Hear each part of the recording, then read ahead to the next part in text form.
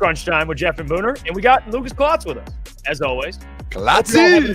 Hope you're all having a great night. We got a packed show planned for you guys today. We got a lot to go through. A lot of stuff that kind of came out just recently as well, to be honest with you. For example, Dan Campbell, Jared Goff, they both spoke to the media today. Jared Goff has some interesting things to say. Dan Campbell as well. We'll go through that. Pat McAfee. Adam Schefter was on, I believe it was. They spoke about Ben Johnson. We'll discuss his whereabouts, his potential departure this offseason. We'll get into offseason needs. I don't want to completely move on, guys, but we're going to get into some new fun conversations. It's all positive vibes today. After earlier, we got the venting session out. Now we got to get it together. How you guys feeling today? To be honest, that vent session earlier was probably the best thing to happen to me. I needed that so bad. Yeah. If I didn't have that, this show right here would be very, very bad. I would probably, because the built up aggression and everything. I'm pumped though. Let's go, baby. We've got a lot to talk about, and it is the off season now. This is my first off season actually having a show and doing something, because I didn't start Woodward Nights until September. So this is my first. Here we go, fellas. We've got a full show for the off season. We have a lot to talk about. Yeah, I'm fired up. And we do need to feel good. Like Booner, I needed that fucking vent session, man.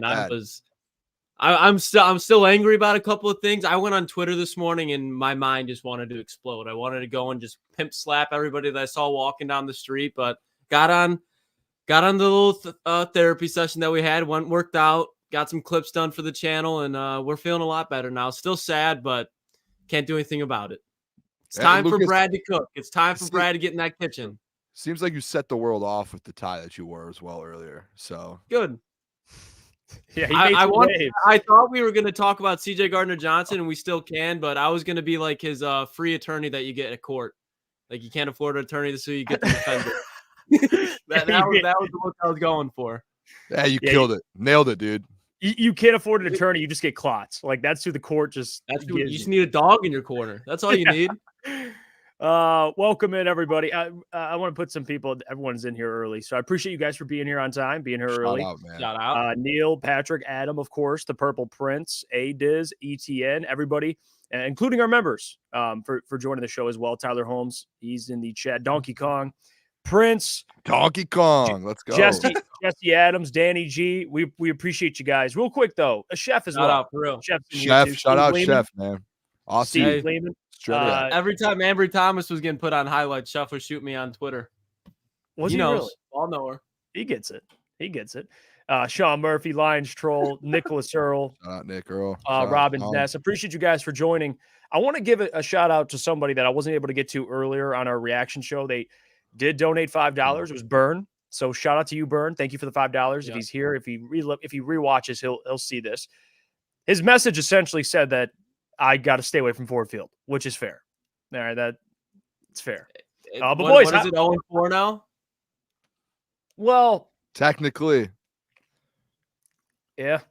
I'm telling you, dude, I did everything I could yesterday to get you out of that place, and we just won't go there. Yeah, no, we will not go there. No, we will go though. And this is a tweet that the NFL put out, and I thought this was great. It went through some of the accomplishments for Dan Campbell. Here, let me take this off really quickly, just so you guys. Man. I didn't even see this. You guys can see it more clearly. There you go. NFL put this out. It says, props to Dan Campbell and the Lions on a truly incredible season. First playoff win since 91. Was longest active season streak without a playoff win. Broke a streak of 9 consecutive playoff losses. Wow. That is crazy. Hosted first playoff game since 93. Was longest drought without home playoff game in NFL. Nuts.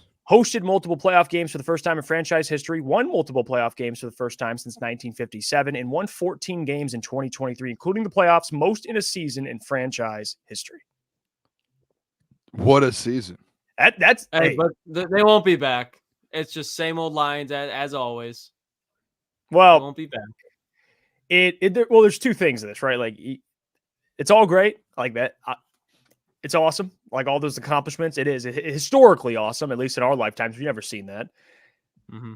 But at the same time, Lions fans have every right to be like, "Damn, we let an opportunity get away." But just looking at that does make me feel better because we don't feel it right away. I know we're a day removed. It's still, this is one of those losses. I don't think it's going to be a while, and you may never get over it, right? You're always going to be sitting there going, remember that one season where they had the lead, a 17-point lead in the NFC Championship, and it'll always be there. But man, what an incredible season, though. Not even too like just Lions, like just an NFL like type season. Like no team in the NFL has ever like had that many different droughts and different things, and then go into a season and just dominate all of them. Go get 2 playoff wins, get a home playoff game, like a drought like that, a playoff win, a division, like everything that they did. It was like that was like an NFL historical season. That wasn't just like a Detroit Lions. Like you may never see a team in a franchise go through that ever again, and then have to do like not because all of those things for that. It's crazy. And it's like I think it motivates a lot of people like Sheila and them. Like we're not going back to that. Like they are not going to go back to that. So crazy though. I mean, what a season. I mean, with the fact we got to cover it and be able to kind of be a part of that as a fan base was incredible. I mean, 14 wins total. Think about that. Like 14 That's crazy. Total wins. And like I know it sucked yesterday. It sucked. It was emotional. It was devastating kind of the end of the season the way it did, but because you knew like you should have gone on to a Super Bowl, but it was still an insane season. Like I'm happy, Jeff. I mean, you should be the happiest of everyone because all season long you were telling me that all you were expecting was a playoff win and then to lose in the second round, and they almost went. Me and Jeff were in lockstep with that, though. Me and Jeff were in. We said we see the Niners go to the Super Bowl, so that's why it's just like. There will be a third, like I'm not saying for sure, but this is like something a 30 for 30 is made out of this Detroit Lions season. And it's just the Lions, they went to just being a bottom feeder team with the top 5 pick to 8-9, and now they're or 9-8, and now they are a top 4 team in the NFL. So just to watch this whole journey, this season was awesome to watch, but back to what Penei Sewell means right now, today, don't mean shit. It was great to watch, but it's a new season to look at now. That means nothing. It's just something that's perfect, but right now doesn't mean anything. It's just something we're not like you'll never forget this. I'm sure everyone in the chat. It was a season that will never be forgotten. Like it's a historic, and again, it's just not a Detroit Lions historic season. It was an NFL historical kind of season there that no one will like. I think every single NFL fan will remember this Detroit Lions team. Yeah, guys, is crazy, man. Guys, they won what 12 games the last 2 seasons. They won 12 games in the regular. I'm talking about in the regular season. Obviously, they didn't make the playoffs, total, man. But they won 14 total. Like, yeah, it's a special season. Despite how it ended, it was disgusting. Like, we'll leave it at it. But I will say this though. You guys got to see these PFF ratings because Penei Sewell, I know he spoke to the media, but to no one's surprise, highest graded Lion.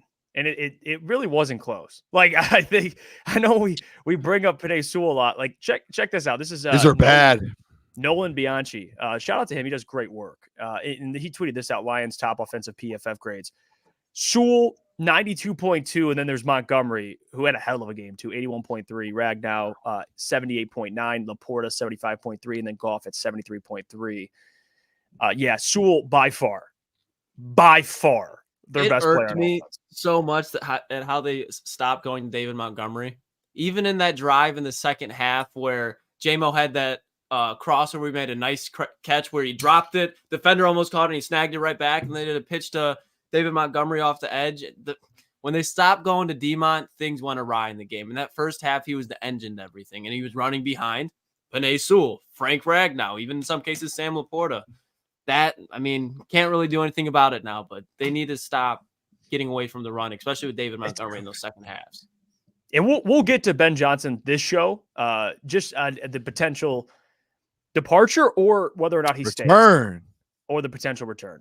Here's the highest graded defenders, which I'll pull this up. This is defense. And I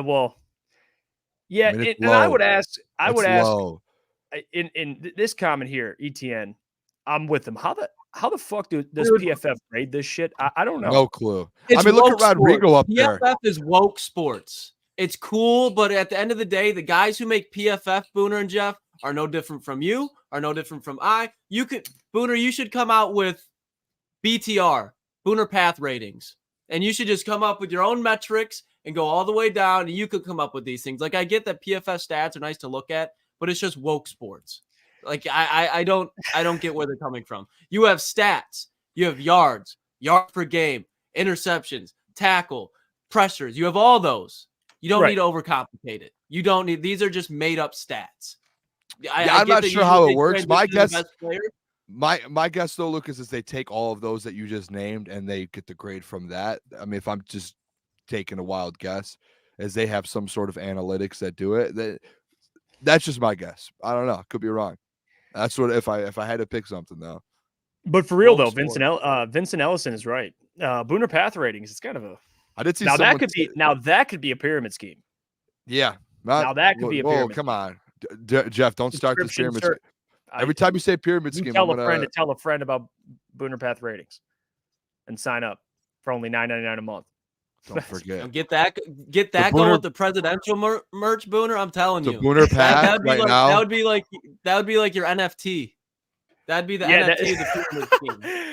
Yeah, no, that actually. But for real though, before we get into like the Dan, because I do have the Dan Campbell clip here, we'll get into of him, the actual quote, because you guys see it floating around, and this is what frustrates me, is people take, and this is media though, it frustrates me, but there's nothing I can do about it, and there's nothing no one can do about it. But they'll take snippets of quotes, and that'll be their narrative.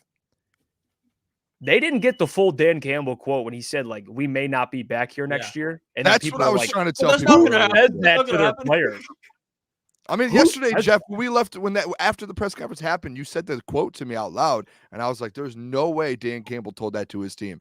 And then I saw a couple hours later, or this morning, I saw the actual quote to where he was like, will we be back? Or are we not? Are we like, is that possible? Like we're going to be here again. Like he wasn't, do we have the full quote? No, but there's a video. I can find it too. Play that video for sure. Because the video makes way more sense than just what people are trying to say that he said. It's ridiculous. Let me get this video. This is per Brad Golly, who you guys, I don't really need to introduce him. You guys know who he is. Of course, works for WXYZ Detroit. Let me get this queued up for listen. Cue it up. You're TDing right now. You're in the booth, Hefe. Hollywood. All right, let's get this. All right, get that. And then we'll throw this on screen here. Okay. Let me take this. All right. So looking up. Let's go, Jeff. This is Brad Golly. And here's the actual, like, full uncut clip here. You got to live it, unfortunately. You got to get your heart ripped out, which we did. Can you guys hear it? It's a lesson learned. And look, I told those guys, this may have been our only shot. Do I think that? No. Do I believe that? No. However, I know how hard it is to get here. I'm well aware. And it's going to be twice as hard to get back to this point next year than it was this year. That's the reality. And if we don't have the same hunger and the same work, which is a whole nother thing, once we get the offseason, then we got no shot of getting back here. I don't care how much better we get or what we add or what we drive. It's irrelevant. It's going to be tough. Everybody in our division is going to be loaded back up, and you're not hiding from anybody anymore. Everybody's going to want a piece of you, and which is fine, which is fine. But so it's hard. You want to make the most of every opportunity, and we had an opportunity, and we just couldn't close it out. It does. It stings.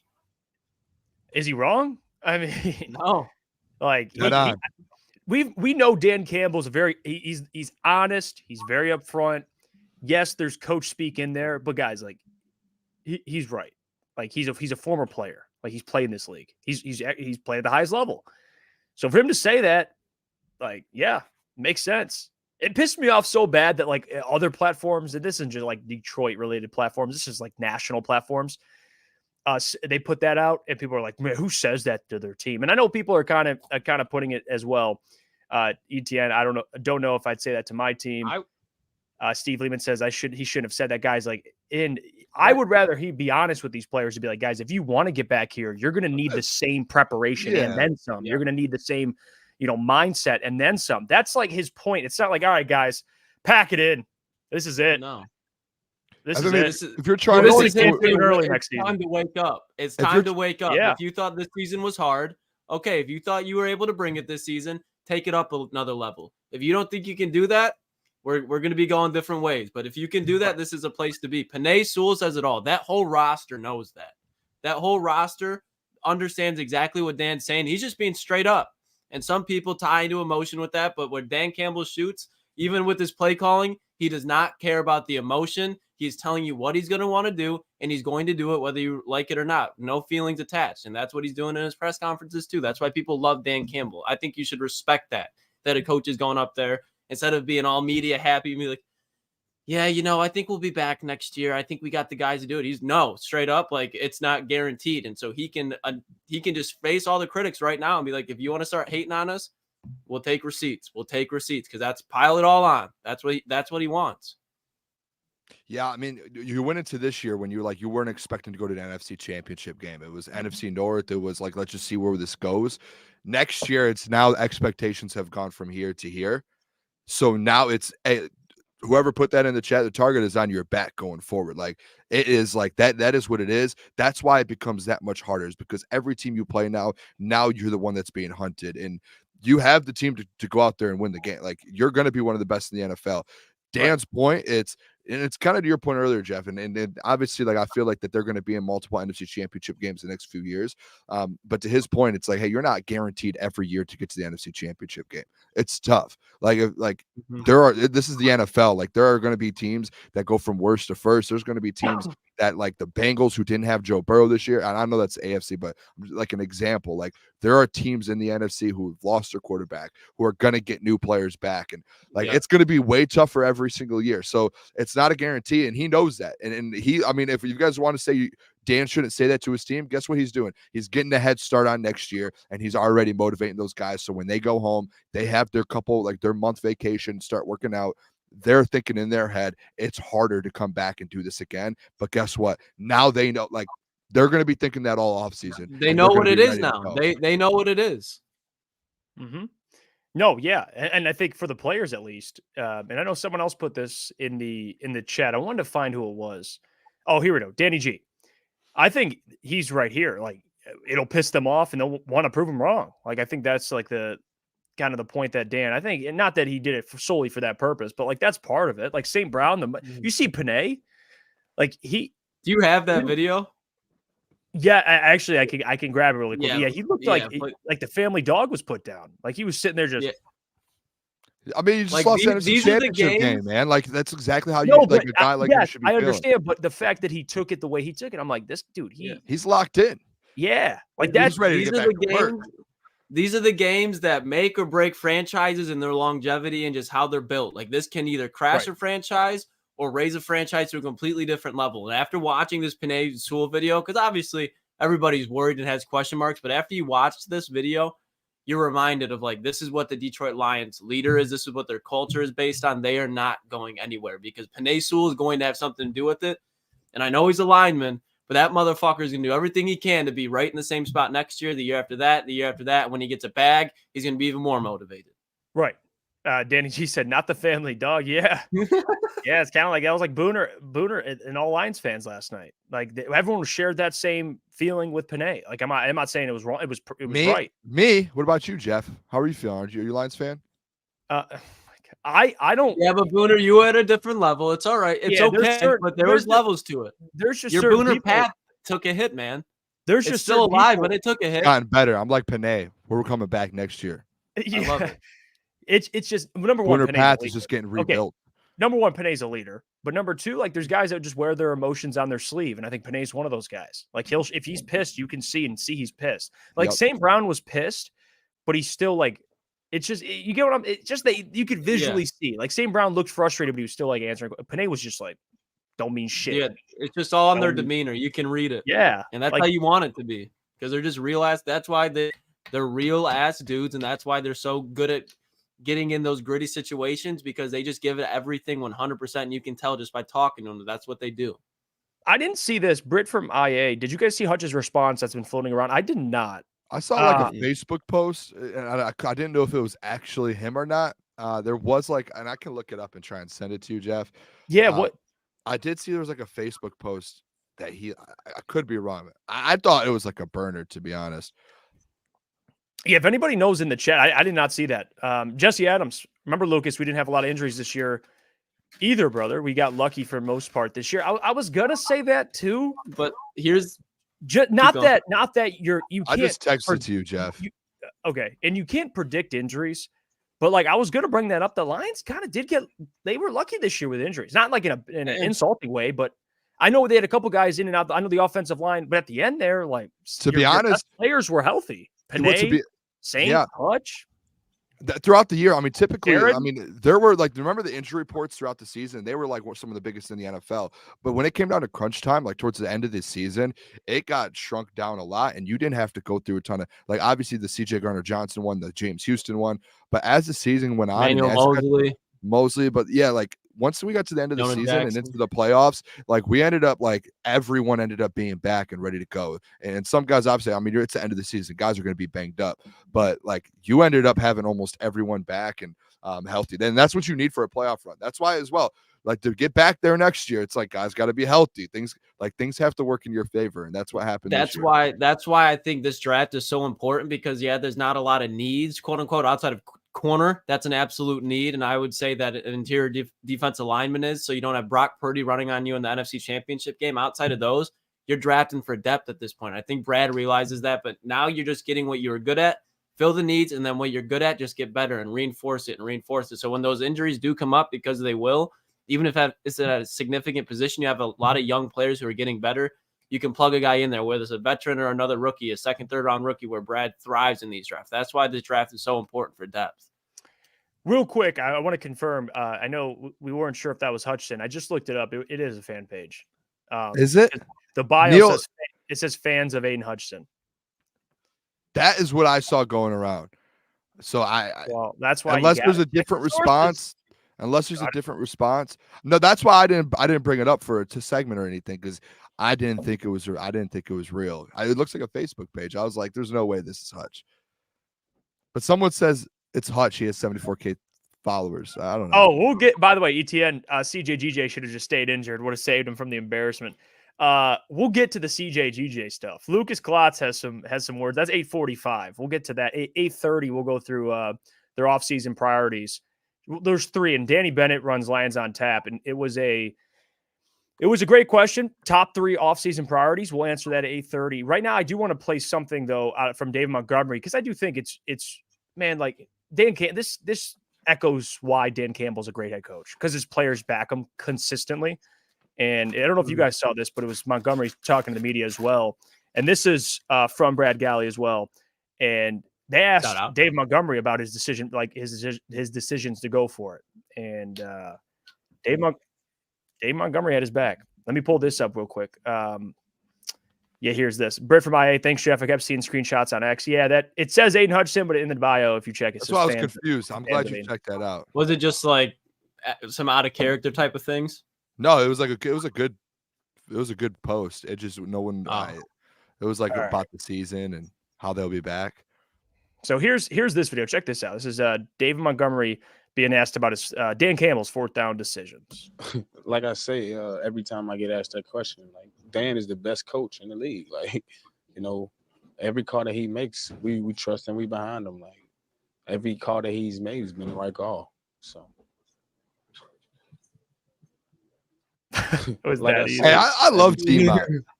I love D-Mont. D-Mont is like he's very, very real.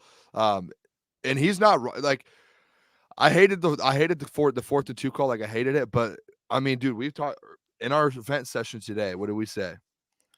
If he trusts the players and the players trust him, that's what you want in a football team. At the end of the day, it sucks. Like when you don't get it, it's brutal. But as long as those guys are on the same page and you don't have any like turmoil and the guys are like, no, we should have kicked it, or we should that's gonna help get the guys benefit in the next 2 or 3 years. That relationship. And there's some truth to that. But I mean, you can go look around other locker rooms in the NFL and how much noise. Think about how much noise is around some NFL locker rooms, even the good ones. You go to Buffalo right now. Stephon Diggs complaining for the ball. You can point to many locker rooms around the NFL where big players are. And they're unhappy and they question their coaching and they make it more about them. There could be multiple occasions where players in the Detroit Lions locker room, after Dan Campbell doesn't go for it, there's multiple times. Every time they're backing Dan. And it's not just like, yeah, I get it. But no, they're like, Dan's the best coach in the league. Whatever Dan wants, we're going to go out there and do it. If we don't do it, it's us. It's on us for not executing every time. You can tell just by the way that these guys act and how they talk. They're behind Dan Campbell more than a typical NFL player is behind their coach. Yeah, no, and you're right. That's one thing, even when people try to come at certain players, like there's players that have personalities like a CJ, Kirby, Micah J-Mo, Parsons. well, I'm talking about on the Lions. Like, and no one's I thought I was saying around the league. But even on the Lions, like the guys who are, not quiet guys, like guys that will express their opinion, like even CJ, a vet who's played for other teams, like they come in and they get it. Like you don't hear CJGJ. I mean, there were some comments that maybe go viral in Detroit, but it's not like anything It's really harmless. It's always attention to him and not the team. Right. It never. We can get into it later, but whenever Gardner-Johnson makes a distraction in a bad way, it's always reflecting on him. He's not calling out like, oh, the blah, blah, blah. It's like it's always personal to him, and he doesn't create any more noise afterwards. Like if he loses, like you haven't heard CJ Gardner-Johnson act like Kadarius Toney. You haven't. He's just been quiet. He takes the L and he moves on. Mm-hmm. Let me see. Oh, Coach Walk, how long will that last? Well, I think it'll last as long as they have success, right? Like everything's better when you're winning games. I mean, that helps. But Well, even when you're losing games, I'm just saying, think of this: year one, what were you 4-10-1 or whatever it was? Year two started 1-6 and 13-1. 3-13-1, and guess what? Even at 1-6, every single player in that locker room, when there was interviews, that's when it's easy for players to start turning on a coach and saying, just going off, saying the wrong things, saying things like about going at Dan Campbell about decisions, because he was losing them games at that point. And no one ever did. No one ever turned their back on him. Everyone was still like, no, this is one of the best coaches I've had. The culture is different. Like everything's different. And now that you're winning, it benefits even that much more. Even if things don't work out in your favor and he loses you a game. Look at this one. We got a game update from Cali Max. Game recap: first half brand new Lions, second half same old Lions. Next season Super Bowl. But that term though, that three-letter acronym. We don't like it. Don't like to hear that. Don't like it. Don't like to hear that. Cali Mex, please don't say that again. That term comes from like an organizational standpoint. Like the organization is not us. We've moved on from that word with that little acronym. We've moved on. Like that's so far gone now. You can't say that for another like 15 years if things start to go bad. You can't. Oh, you're fighting. Hold on. Let's talk about. Let's just. Yeah, because you're getting fired. Let's just move. Let's just get right into it. Okay. I want to ask you guys something. So we'll just go with what he said. The CJ Gardner-Johnson penalty on Deebo Samuel. How many yards did that account for? 15. Yeah, 15 yards. I think. What did they do on that drive? They scored. They scored a touchdown. They scored a touchdown. How many yards did that wave to the 49ers fans? Which I can tell you every week when an NFL team is up, some player is waving to the NFL fans of the other team. How many yards did that account for? Nothing. Do you know how many tackles CJ Gardner missed last week or yesterday? I remember one. Yeah, I remember one. He missed one. Do you know in the last 27 games as an active NFL player, what CJ Gardner-Johnson, when he's on a team, do you know what the record is? Tell me. It's 22-5. It's 22-5. In those games, he's had 130 tackles, 3 sacks, and 10 interceptions. And where's the Lions' weakness at?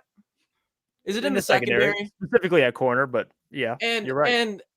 And so do you think we need plays to be made in the secondary? Especially when you have Justin Jefferson, Jordan Addison, DJ Moore, and all the Packers wide receivers in your division? Do you think that's important to have a playmaker? Especially because, what was the Lions' strength in the playoffs? The ability to play 4 safeties. 4 safeties. They were not able to do that during the middle of the season, and that's why you saw them be able to control the center of the field against the 49ers in the first half and against the Tampa Bay Buccaneers. On 3rd and goal against the LA Rams, who late in the game, who was man-to-man on Cooper Kupp and ended up in a pass breakup? Please don't tell me it was CJ Gardner-Johnson, because he doesn't make an impact on this team at all. Because it was a dot by Matthew Stafford, but he was right in position to make the play. You know what they had to do? Settle for a field goal. Settle for a field goal. Do you know what did Chris Godwin do against the Tampa Bay Buccaneers? Jack fucking shit. He didn't do anything. And you can bring up the stiff arm that Christian McCaffrey has. Yeah, that is what Christian McCaffrey does because he's the best NFL running back in the league. You can go back to week 1 when he was solo tackling Isaiah Pacheco one-on-one, and the Lions won that game. Oh, my goodness. But you know what? No, we don't need him. We can go find a better safety in the draft or the offseason to replace him in our already weak secondary. That's fine. But get rid of him because he waves and he creates distractions. That's how some players play. Sometimes you need a guy in your team that's not scared of anybody who's not going to show. When you have a guy at Deebo Samuel who runs his mouth all game long, you know what? It's useful to have a player that'll be like, I don't give a fuck. And remember, Deebo, you're going to remember that the whole game, whether it works or not, that is how you take out the bullies in the NFL. And if every team would want to have a CJ Gardner-Johnson, hate him all you want, but if he does that, he'd wave into the crowd in San Francisco, you're going to love him. Everybody loved that he flipped the ball to Baker. You didn't hear anybody complain about that. You know why? Because they won. If he would have been waving to the crowd, it's CJ Gardner-Johnson's fault they lost that game, right? That's what people act like. It's completely ridiculous. CJ Gardner-Johnson had a bad game. That happens. But he's a great player, and he's a valuable player, especially with the Lions being weak in the secondary. He can make an impact in the run and the pass game. Put him and Brian Branch in the slots. It's lockdown, man. It's lockdown.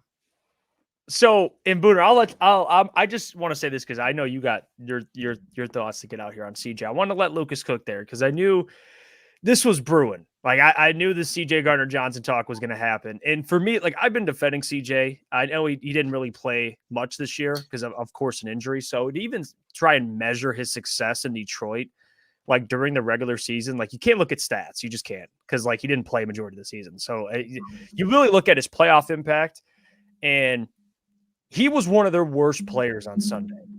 That is a fact. Yeah, like just fact. like I'm no not one's gonna deny arguing that. Yep, no one's going to deny that. But to say that his presence was invaluable before that, to me, would be ignorant, in my opinion. Like that would be. Now, how much does he ask for? I don't know.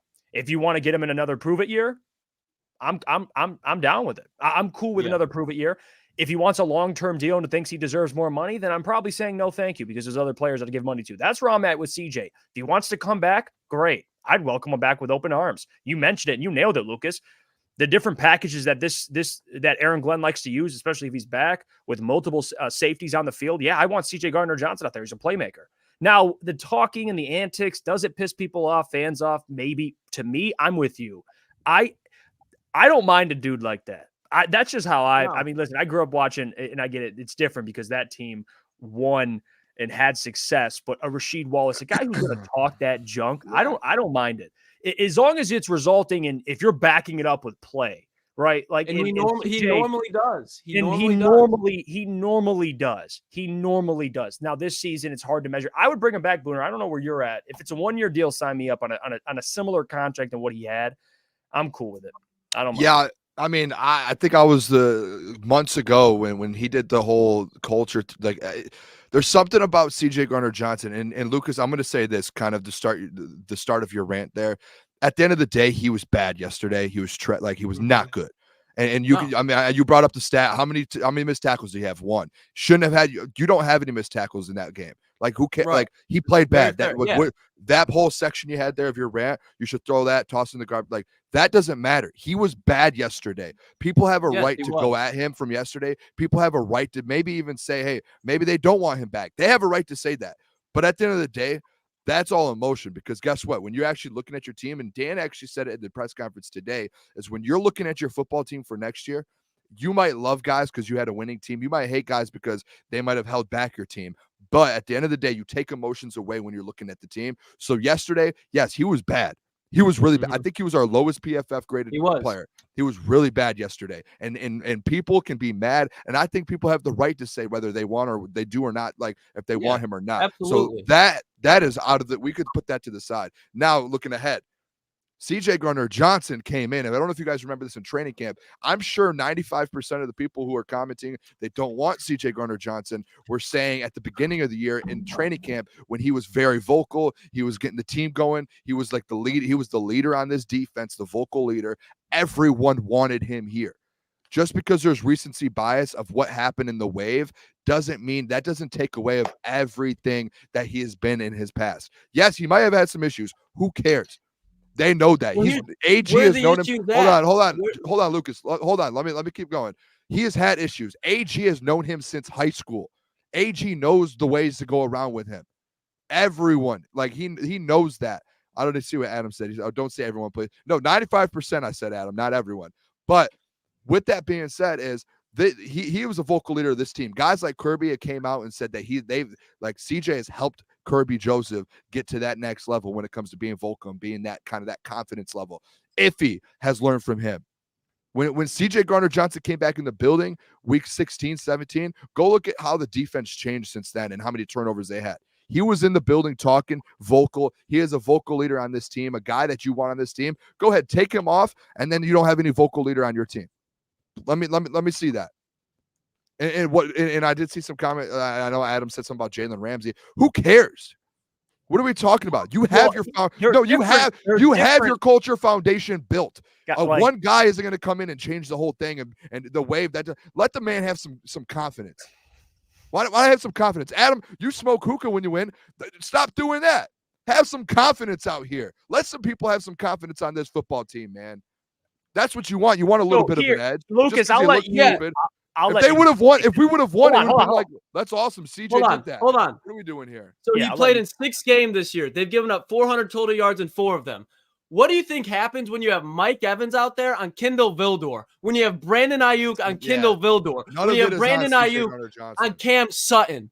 Go look up how many of those yards were on the perimeter compared into the middle of the field where CJ Gardner, Brian Branch, all those safeties are. That is just it is a great argument, Adam. That is asinine. Because guess what? If they won, you wouldn't say anything about him waving. You would have been like, "Oh, no, he would have. Trust me." No, and the thing is, and then if he would have, it would have been a clown for that. Come on, what are we doing? The other thing that drives me crazy about CJ Gardner-Johnson will be like, well, he's been on 3 teams in 3 years. So he was in New Orleans for I believe 3 seasons. Then he went to Philly, and then they fired the offensive coordinator and the defensive coordinator. And then look at where the locker room is at right now.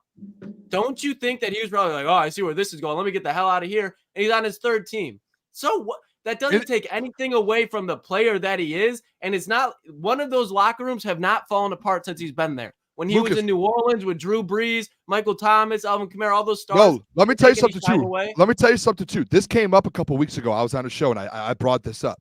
Go look at Philly fans about 3 or 4 weeks ago. Go look at what they were tweeting, because there's something that started going viral where they were saying, hey, who do you guys miss the most of that Super Bowl run team in that secondary? And every single Philly fan who hated on CJ Gardner-Johnson 365 days ago, do you guys remember that? All those Philly fans that were going at him? I do. Guess what they were doing 3 weeks ago when their secondary was struggling?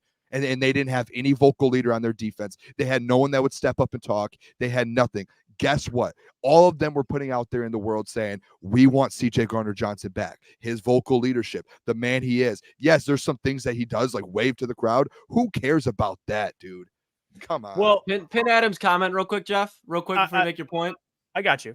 Adam, this man led the NFL, tied with Minkah Fitzpatrick's in interceptions last year in 12 games. 12 games. It's a ball hawk, man. Let's just be honest about CJ, and I'll share mine, at least with the comment about how many teams he's been on.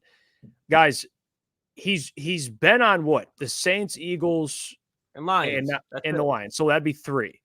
Yeah, he's been on 3 teams because of contractual reasons, right? Like the Saints didn't want to pay him, Eagles didn't want to pay him, and the Lions gave him a flyer deal. So here's Eagles my wanted to pay him. Eagles wanted to pay him. Oh, they wanted to pay him, but they didn't meet his number. Want to be that's why Eagles fans were so mad. They offered him a bag, and he's like, nah, I'm going to take the lower contract in Detroit. Yeah, and so I don't think that speaks to like who he is as a human being. Like, obviously, Philly fans want him back. I'm sure the players will want him back. But the point I'm making is this. CJ Gardner-Johnson, he's not Jalen Ramsey. He's not a lockdown cover guy. He's a playmaker. That's why that's why him and Minkah being up there, and like obviously Minka's he's way well rounded more. Yes, but no one's saying CJ's this lockdown safety. What we're saying is, number one, what he brings vocally. Number 2, huge vocal leader. His playmaking, which you didn't really get to see this year. Let's not act like you can't bring up a pick and choose game. I mean, if you played a whole 17-game season or a majority of the season, you'd have an argument. But we really don't. We have to go off prior years, which it's pretty good data. Like I'll say, it's pretty good data producing. The last 3 games, he's had 2 interceptions, but that does not matter. And that's not act like he's the sole issue in the secondary, guys. Like, come on, if you had 2 better corners, would we be giving? That was going to be my next point. In the games he plays in, If no. you had two just average, No. like decent corners. No, if you have changes Kendall everything. Vildor, Jerry Jacobs playing his worst ball of his career during that stretch, and Cam Sutton as a number 1 when he's really a 2, and you had no pass rush. Let's not forget early in the season, you didn't have much of a pass rush. So that didn't come around till late in the season when Hutchinson was finally on a fucking tear there. So there's a lot of things that go into it. I always say this, guys. People say football is a team game until it isn't. Yeah. That's what frustrates me. It's a team game until it makes people's arguments. I don't think there's people that agree with Adam, and that's fair. If you don't want him, cool. I'm on the side of I would take him back on a 1 year proven deal. If you don't want him, that's fine. But to act like this man is a bum is just, to Jeff's point either earlier, it's just ignorant. It's not. It's just it doesn't not make sense because especially to Jeff's point, when you don't have corners on there, that stresses the safeties out in the slot. They have to go make more difficult plays because the coverage is basically relying on them and just hoping that Sutton and Vildor can hold it down. I mean, you guys have played sports before. My favorite players on any team that I ever played on were the ones that were like CJ Gardner-Johnson. Those were the dudes that got me fired up. They got me ready to run through somebody's face. That's so much more valuable. Yeah, the wave sucks. But back to my point earlier, do you really think the 49ers were just locked in on the sideline? Look, CJ just waved. Led to no yards. Like, just get over it. Get over it. Yeah, and I don't think CJ's wave changed the outcome of that football game. Like, it's just, I mean, no. A player celebrating for a sack in front of the team, like where everyone can see it, that makes more of an impact of making someone mad than him on the sideline where no one can see from the other team him waving. Like, what are we talking about here? Like, do we just not celebrate or do anything in football anymore? Is that like part of the rules and part of the, hey, like, don't do anything confident or fun. Just go play football. Just look ahead and don't, like, what are we doing here? If we're going to say don't re-sign him because of that, that's just, we're not even talking about football at that point. Yeah, because here's the thing. He can only produce in perfect situations. No one's saying that. But guess what, guys? You remember Slay this year? Once Philly, and even with that defense, once the defensive line cut their sack total in half, Slay was getting burned all year. He didn't have a great year. But last year, when they were getting all these sacks, he looked great. Like, at the end of the day, I'm not saying he has to be in a perfect situation, but being in a good situation does help. Like, can we be honest with that? Like, come on. It's not – it does – again – no one's arguing he's Troy Polamalu. Like he's I think he's a good player. Yeah. And you could get him, I think, for cheap because of I think you get him on another like no team's just going to give him a bag. Another prove it deal, I think, is what we'll get him at. If he wants a lot of money, then I could perfectly live with them not bringing him back. But if it's for a cheap I'm not bringing him back. A player like that, man, no.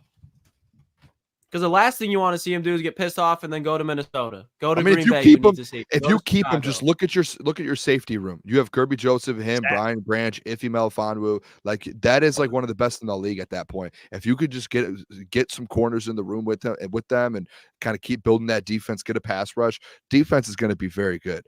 And it all comes down to, like, we knew what Aaron Glenn was doing with the scheme, and they focused more on getting to the quarterback than they did about their corners, and they were leaving guys one-on-one. Like, that was what the scheme was. And that's why if you want to use the whole they've given up 400 or 350 yards or whatever it is, go ahead and use that. But that was part of what they were trying to give up to be able to get to the quarterback, and that was just and stop the run. Adam, go back to look when CJ Gardner-Johnson was originally drafted. He was playing corner a hell of a lot more for Aaron Glenn than safeties. When you're playing safety, and that's when he converted there, you're going to get a hell of a lot more of interceptions. That's just facts. Yeah, and for going off his most recent season playing football for a majority of it, he led the league in picks. So I'm just going off what I know. Like, I can't go back. It's all negative, no positive. But hey.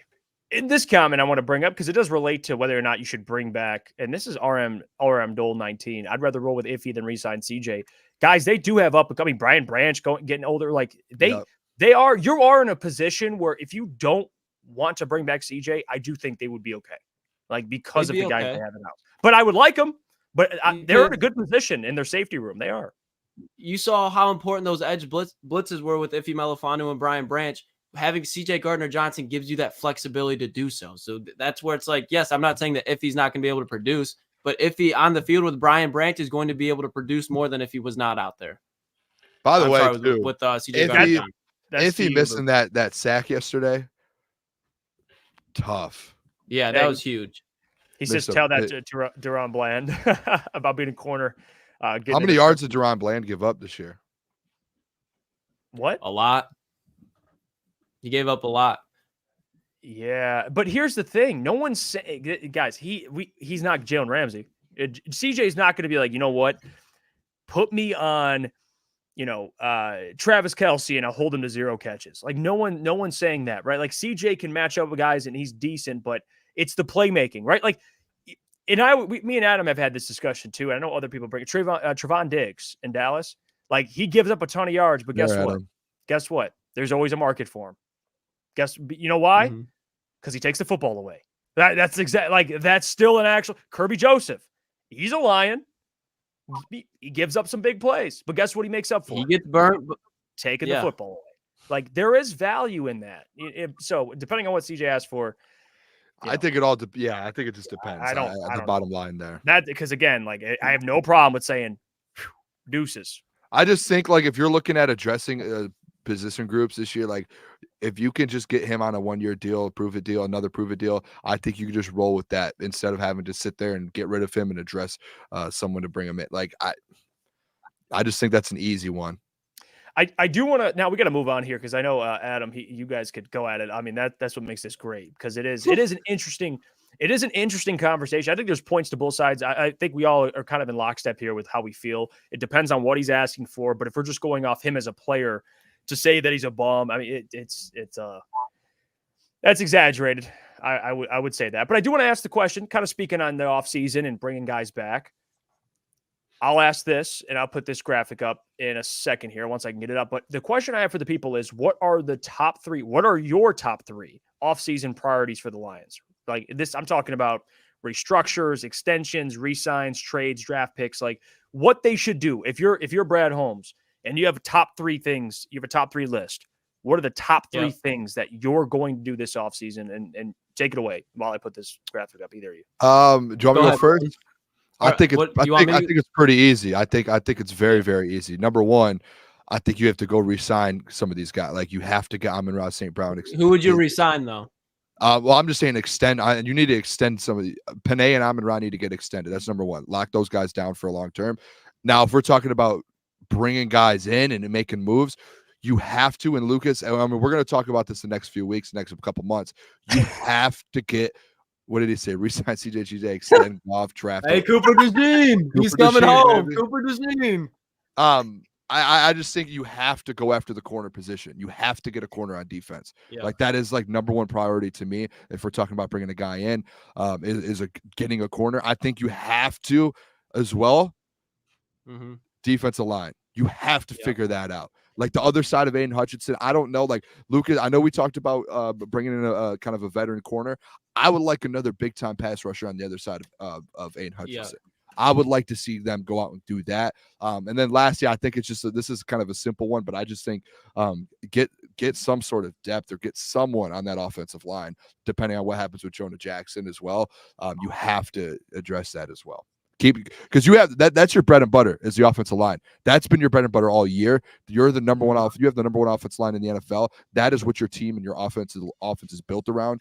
You have to maintaining your offensive line every offseason is going to be a priority number one, in my opinion. And then you do have to fill. And I think the 2 holes you have to fill is that corner position and another edge rusher. And I think that's it. And obviously extending the guys that you need to. Yep. Yeah, I'm pretty much in lockstep with you. If I'm saying what are your top 3 priorities, and if I have to rank it, I think number 1 is signing a corner, not drafting one, signing a proven product. My dream situation would be Stephon Gilmore, because you can say about what you want about his age, but we were just talking about how many yards did Deron Bland let up. It's because he was getting targeted a whole lot more than a former All-Pro, future Hall of Fame corner in Stephon Gilmore. Stephon Gilmore, in my opinion, was the most underrated corner in football. He still has it. Secondly, would it be getting a big body defensive interior guy? I don't think they need much more pass rush moves with Aleem McNeil. They need a guy that can free up one-on-one opportunities with Aleem McNeil. Me and Jeff have talked about, I love Grover Stewart in Indianapolis. If they can draft one, but also in free agency is fine with me. And then I think you do have to, in my opinion, if you don't get an edge rusher in the first round, late in the first round, you got to get a guard. You got to get a guard to replace Jonah, because whether you like it or not, if you re-sign Jonah, which I'm iffy on, he's going to get hurt again. And if not, Graham Glasgow, eventually he's going to be out the door. So you need to get the guy that's going to replace them, get him in line, in my opinion. But I think sign veteran corner, either sign or get defensive interior, draft edge or guard. It's one of the two. The corner and the edge to me are just like 1-2, like 1A, 1B. It's like you can't go into another season. Like last year, they thought they had the right edge rushers and the right defensive line to make a little like, and they were just, Brad was just wrong with that. Like we just didn't have the dudes. So he needs to kind of go through that again, and you need to bring someone in. You need to, like, that should be number one. So I have 3 here, and I think they're similar. I think it should all be kind of similar. I mean, we all kind of watch the same season, so we kind of know like what they need. I'll say number 1. I'm with you guys. I'm with Lucas. And I think you said this too, Booner. Is your number 1 sign / draft, preferably sign, or you could do both, to be honest with you, a corner. It's just worried. The waiting process is what scares me. Yes, because you are correct. Some corners, especially you take them in the first round late, those guys, you're going to have to give them some time. Not everyone can just walk on and be Sauce Gardner. It's much harder to do that. But number 1 for me is sign / draft a cornerback. Yep. Corner is the worst position group on this roster by far. Like it's a problem, and it was exposed in Sunday's game. So that's number 1. Number 2 is a different route, but I'm still going to say it because I don't know what the future holds, but you have to plan for Ben Johnson's departure in some way. I like it. Like you have to have, whether it's Tanner having a conversation with Tanner and being like, listen, man, you're guaranteed this job if you stay with us. Finding who's next. And if he leaves, that's really a priority because you're going to have to get that figured out. It's a top 5 offense last 2 years. It's your bread and butter. And the last thing you need is regression. And not just regression, but like significant regression. So number 2 for me like would be Philly. planning. Oh, yeah. And then they fire both their coordinators basically the next season. That's a problem. So number 2 would be finding a replacement for Ben Johnson. Number 3 is the extensions. Extensions that you got to get Goff locked up. You got to get St. Brown locked up. You got to get Sewell locked up. And then you start to be like, how much money's left for a Jonah Jackson? How much money's left for a CJ Gardner-Johnson? Like those 3 are the big 3. Like everyone else, there's food at the dinner table. We're going to set a big portion aside for those 3, and then we'll kind of figure out the rest. So those are my 3. Of course, there's other priorities, like you mentioned it, like a Grover Stewart, a defensive tackle, another defensive end. Like there's other things, but those are by far my top 3. Like I think we all agree. Corner. If they get the streaming number 1. Dude, if they get a cover, like a legit cover corner, this team, like this defense, maybe you add another defensive end, Aleem, Hutch, changes the defense. Can we really think about like drastically? Aaron Glenn at points this year had this defense rolling with what he had, and he didn't have a lot. Like we've gotten those arguments all year long that it was like, is it personnel? Is it scheme? It came down to it was personnel. He's changed. It was both kind of because he didn't have the personnel, and then he ended up changing the scheme, and it ended up working in their favor. So it ended up helping. So it was kind of both in a sense. But if you think about this, and AG is still here next year, and you just fill some of these holes in on the defense, corner, edge rusher, this defense could be actually really scary. Like they have dudes, and if you get CJ back, like this defense could be one of those defenses where people are like, don't know if I want to play against this Lions defense. You just didn't have you just were missing like 2 or 3 pieces on defense this year that could have put you over the top and really helped you. And you probably wouldn't even have to worry in that San Fran game if you had a corner and you had another edge rusher. No, you're right. I see another comment here. Someone put it, and I put it up earlier about finding a future center replacement. I think that's like an underrated part of this offseason, to be honest with you. Like he could retire this year. You never know, just because his injuries are like they already talked about it going into the season. He can't have surgery on some of it at this point. It's too far gone. That's why Booner's point about like you have to make sure this offensive line, like it's like upkeep. You have to make sure you have guys ready. That's huge. Especially if you re-sign Jared Goff, you have to make sure your offensive line is always good. Yes. Like that's going to be a number 1 priority. It's like, yes, if you're going to re-sign Jared Goff for a couple more years, that offensive line better have some turnaround in that offensive line. Jesse Adams, Frank has 2 years at most. Like, it's not if, it's when. Like he's gone. And I know Graham Here's Johnny says Graham does okay at center. Like, I like Graham. He's going to play a couple more years in this league, I would assume, but he's like he's your future just guard until his play drops off. But you need another guard. And he's a free agent too. He's a free agent this year too. Yeah. I'd bring him back for another year. Hey, do you guys think I'd bring him back too. Do you think Colby Sorsdale will ever pan out? He played a couple times this year. You got to think he's very raw, a rookie. We came from William and Mary. So it's just that's not when you talk about having quarterback like Jared Goff. I'm not really risking putting Colby Sorsdale out there against the San Francisco 49ers. And I get your point. No. Real quick. If I could, I would prefer to find somebody in front of Colby. But this is what I'm saying is he came from William and Mary, like a small college. Like he has never played at this level. He should have never played this year. Like that should have never been a thing. So everyone got that perception of him of what he was raw as a rookie. If you give him like a year or two, like there's a reason they drafted him. Hey, you sound like me earlier with Broderick Martin, and Lucas shut that down pretty quick. Like it's like Lucas will shut it down, and then we'll be wrong in 2 years. Not shutting it down. He was just like, do not tell me you're taking a Colby Sorsdal hill. No, I'm not. I'm just saying there's a reason he got drafted. There's a reason they trusted him. There absolutely is. And then his development, obviously he wasn't able to get developed at all. He got thrown in the fire out of nowhere. Like that development, potentially could, think about, I'm not talking about this year or next year. I'm saying in the future, if we're talking about replacements on this offensive line, that's a guy they did use a draft pick on, and he did play some games. And his development got slowed down and basically halted because he had to just get thrown in the fire. Like he should have never played. You're right. There's reasons why, and same thing with Broderick Martin. There's reasons why he was not out there. And if you're trying to go win now, I understand guard isn't the most important position. But there's veteran guys. There's future. You're saying I just don't know how I just said all of that and Lucas came out of that with win now. I just don't know how I just went through that whole conversation and you just out of all of everything I said when I'm saying in a year or two, like a 2-year stretch, that you just took win now. At that point, his contract is going to be coming up. So do you want to re-sign Colby Sorsdal, or do you just want to find a veteran? Dude, you re-sign him for $1 million a year, dude. Like no, you don't. But is there better options out there? Absolutely. Probably. Like right now, like if you're like at a right now, but we're not talking about right now. I'm done talking about Colby. I'm done. Hey, Weezy D talking though. About development. Hey, hold up. Weezy D 313. We appreciate you for tuning in, by the way. He's speaking facts though. Like everyone thought, don't shut down Soares. Everyone thought Iffy was a bum afterthought until he got developed and got a chance. There's a reason Brad drafts these guys. To be fair, Iffy as a prospect and where he played and what he did in college, little different, but he is right. Like I'm gonna be honest, Brad, you don't trust Brad Holmes, but don't do that. I trust Brad Holmes, but you can't put the pressure of Brad Holmes on every draft pick.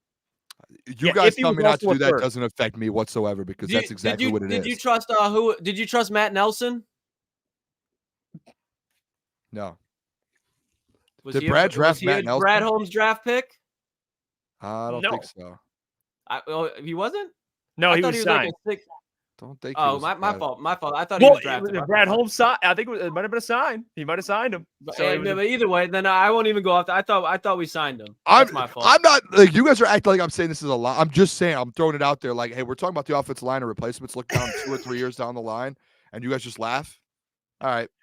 No one's laughing. I actually, and I liked Weezy D's comment.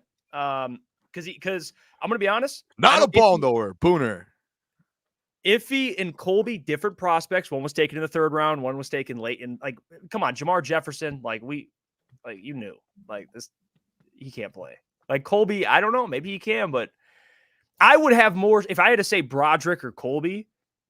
I would lean Broderick because he was taken early. There's a lot more upside there. We'll see with Colby. I don't know. I think that was just kind of like, hey, we need a guard. We'll figure it out.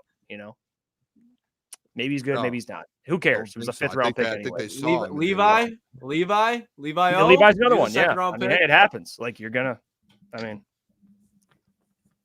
Dom Rivera, Brad Holmes signed the whole team. Jeff, that's not a fair statement. That's the joke, Dom. I was just playing around.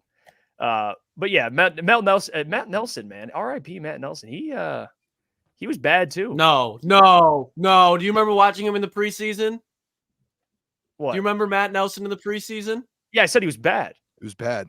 Oh, I thought you said bring him back. No, or something like for a that. second I'm like, is Klotz about to defend Matt Nelson? Like, I was like, No, I thought you were Okay. defending him. Man, I thought all you over were the defending place. him. yeah, I was about to be like, oh wait, hold on, is he the ball fault, or my like, fault. hold on, maybe he knows something. What do you think about cornerback Stephen Gilmore? I'm gonna be honest, guys. Maybe I'm just being an idiot, and feel free. I kind of like Stephen Gilmore. Excuse me, Stephen Nelson. Now we're on Steven Matt Nelson. That's another Who's guy. that? I would like him on the Lions. Stephen Gilmore. Yeah, Stephen Nelson. We talked about that before. That's probably where I got it from. Stephen Gilmore. I don't know. I think he's just small. It's really the weight. He's like $160 something, which is a problem. He's like my weight. He's like my weight, a little bit shorter than me. When you're going up against Mike Evans, because he's a pure cover guy, he's just gonna get thrown around. That's a missed tackle waiting to happen, and that's not disrespect. Maybe they're keeping him on the practice squad till he gets some size on him. Stephen David, have we discussed Dan Skipper's upside? No, dude, he's another free agent. Top 3 priority? Question mark. Huge, honestly. You know what? We got that down. Yo, I think. Did you see how much they were using him though? Putting Penei in motion for that whole drive. They're just using him as like a tight end in the run game. They use Skip all year. They love Skip. They love Skip. He'll be back for sure. Yeah, they love him.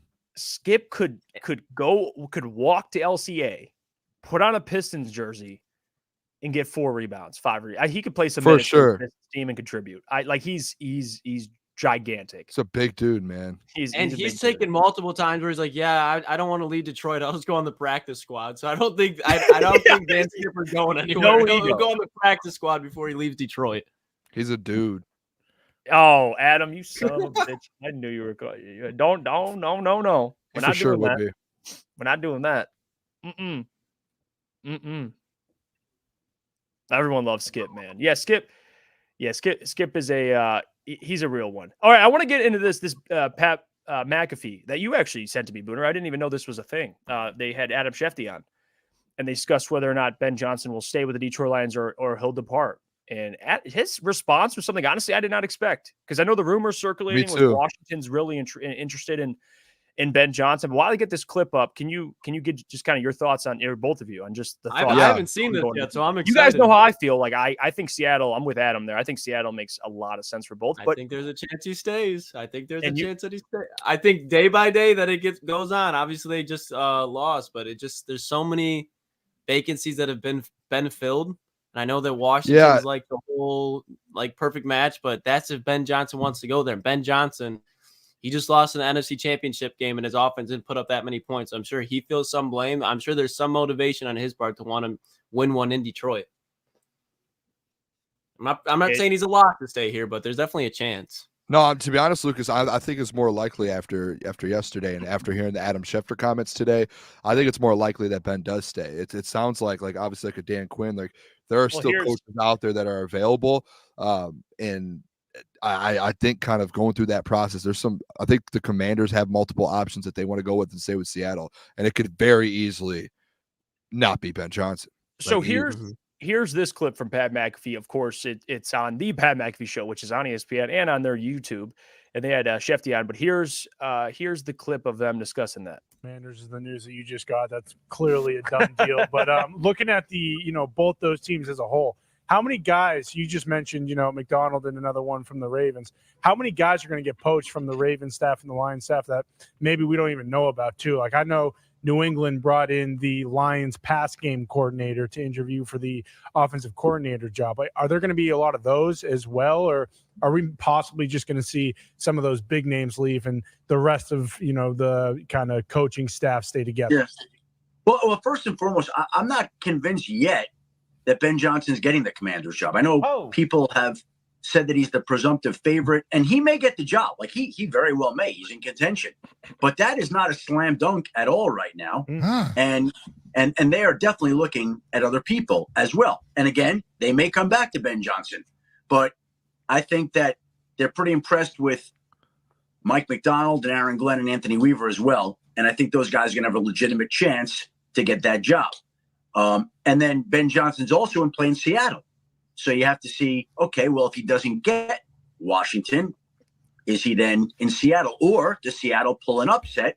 Again, people have said here that they think Ben Johnson's going to Washington and Dan Quinn is going to Seattle. Yes. And I will bet you that at a minimum, one of those is not right. At a minimum. Okay. Maybe both. Whoa! Whoa! Let's go! Whoa! We'll see. That right there, boys, is a chef. That's a chef crazy. Both of them, Dan Because- Quinn as well, not getting to, like, that is crazy. If both of them, like, those are the two like big favorites. I mean, dude, there's names out there. Mike McDonald, Mike Vrabel's still out there. Like, there are names, but hold after on. yesterday too, I don't even think like they look at yesterday. He hasn't been able to do as many interviews. Like, thanks negatively, and then Lucas was right with that one. Like, maybe there's a chance he's in Detroit next year. And the point I made about go ahead, go ahead. and I think me and Lucas are, because me and Lucas are a little different from where, at least with the Seattle point, but we can agree. And me and you talked about this, and we both were on the same page. Washington needs like a culture changer, I think, and I think you would agree. I think they need like a Mike. I think of Vrabel would be a Dan Quinn, like those guys that can come in and be like, okay, now this is Mike Vrabel's team, or this is Dan Quinn's team. It makes sense. Like they're going to get a young quarterback, but I think Seattle to me makes more sense. But I do think it's either to me Seattle or he returns, and I think both are important here, Lucas. I don't see the sense it makes going into Washington, because you go into Washington, their offense has been putting up yards, and obviously they're not the best in the red zone, but their defense is atrocious. Yes, and you have the Cowboys. And you have the Eagles, and you can say what you want, but you got the Giants and Saquon Barkley, and they might even start looking for a quarterback soon too. And they have Brian Dable, who's a good head coach. Then you go to the NFC West, McVay, Shanahan, and then Ben Johnson. So both of these spots, they sound like I don't think Washington sounds that nice, to be honest. Seattle sounds nice, but now all of a sudden you're in a division where you're the third best head coach, and it's a gap. Because I'm not saying Ben can't be a good head coach, Can I ask but a question? first-year head coach compared to two guys, one's won a Super Bowl, one's playing in his second. There's a gap there.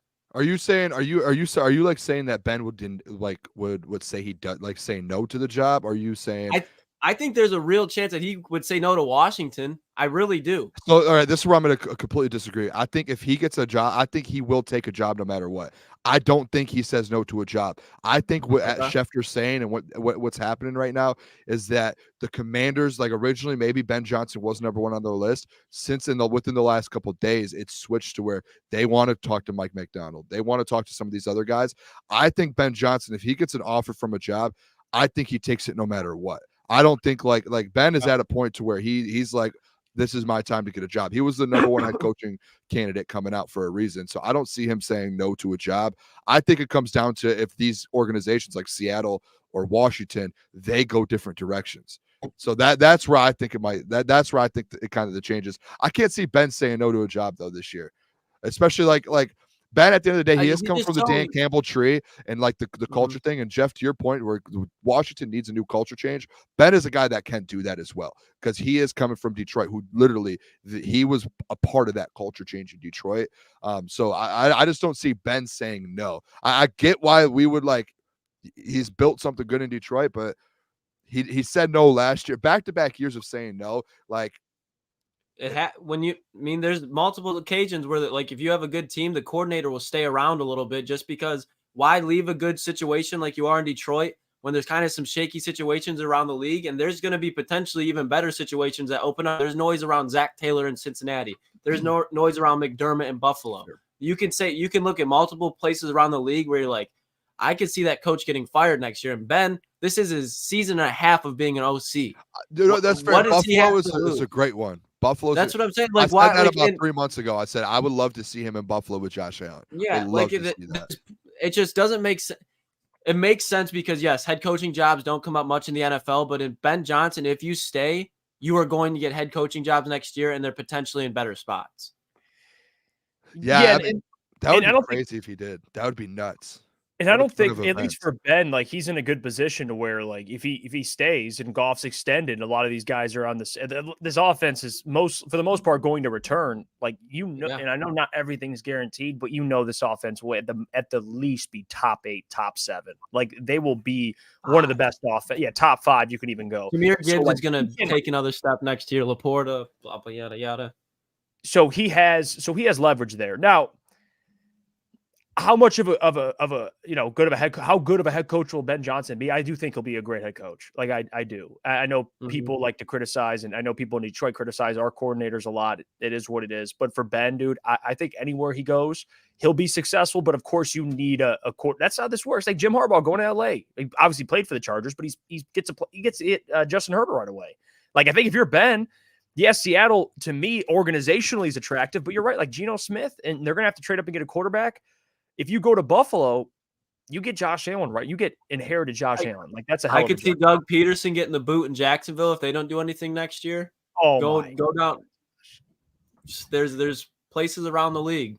Jonathan Gannon, I mean, it don't sound exactly, but if Ben with, like, Kyler Murray, there's other quarterbacks in the league with shaky head coaches. Yeah, organizations that are unsure on their quarterback, or they have had the wrong head coach, whatever it is, they're gonna look at Ben Johnson. Like if you want to figure out if you have a franchise quarterback, go get a Ben Johnson. You'll figure that out pretty quickly. Like I'm excited actually to see what happens with this. Like I would love for Ben to stay. I would love to go into next year. If I'm being honest, like great scenario. If you go into next year with AG and Ben Johnson again, like you have basically your whole staff back. You have people like. That would be a very nice scenario. If I'm being like, think about it, guys. Like that would be beautiful. AG's coming back for sure. I think AG returns. I think he's a lock. Could you imagine if he got hired in front of Ben? Oh, dude, that would be a turn of events. And I know Coach Walk brought this up real quick. I just remember he's a Bieniemy gets no respect, and it is weird, right? Like. Bieniemy just stays out of head coaching interview. Like he is just banished. Yeah. I don't know. There has to be something. He's got to be blackballed. Something? But do you think he's ever turned down? Because I was thinking it might be like a thing with Ben. Do you think like he's gotten an offer and he's like, I don't like that? Because you have to think too as well. He was in Kansas City winning Super Bowls. So like, even if he was getting like, I wouldn't have been surprised. Like he was with Patrick Mahomes and like, even I would not be surprised if there was times where they were like you could go here to like the Commanders when they were like in the dumps or like just a dump, and he's OC there now. But like, do you know what I'm saying? Like, I wouldn't be surprised if it came out like maybe he just said like, I'm good. I don't know. I could be and I want to add this in too. He does like, deserve some love. People will say to counter that point, right? Eric Bieniemy was in Kansas City, but Andy Reid called all the plays. But I'll tell you what. But I'll tell you what, Matt Nagy, watch. He'll get interviews over the next couple of years. So all that Andy Reid has such a developed coaching tree. It's not even funny. Like I know Matt Nagy's he's been a head coach, but he's back in Kansas City. Watch, Matt Nagy will get it. He'll get it, and he's had a resume in the NFL. I get that, but let's not throw out the Andy Reid's. It is Andy Reid's offense, but dude, come on. I mean, he was with Andy Reid for a while. The enemy for sure deserves the flowers. Because I just want to see if he was with Sam Howell, and Sam Howell he had 20/20 vision this year. 20 touchdowns, 20 picks. That's your guy, Lucas. But he was up there in passing yards. Does Bieniemy not have a job right now then? No, he's the OC in Washington. I thought that's why Washington originally hired them. So when they fired Ron Rivera, you had Eric Bieniemy. Yeah, but he wouldn't be whoever comes in. He's the OC in Washington right now. Yeah, but like, say if Ben gets that job, is he hiring Bieniemy? Yeah, that's a good point. Yeah, I don't know. You know what I mean? That. Like right now, he's like sitting there. Today, that's where Bieniemy is. He's probably sitting there like doesn't know what's going on. To Adam's point here, Matt Nagy got a cold shoulder.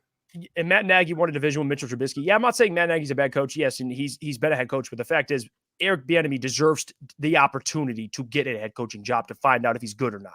That's my Adam. Like Matt Nagy got that. Let's not no Mitch Trubisky slander. It's a great Pittsburgh quarterback. Oh no, there's plenty of. What are you talking What about? are you talking about? You guys take a joke?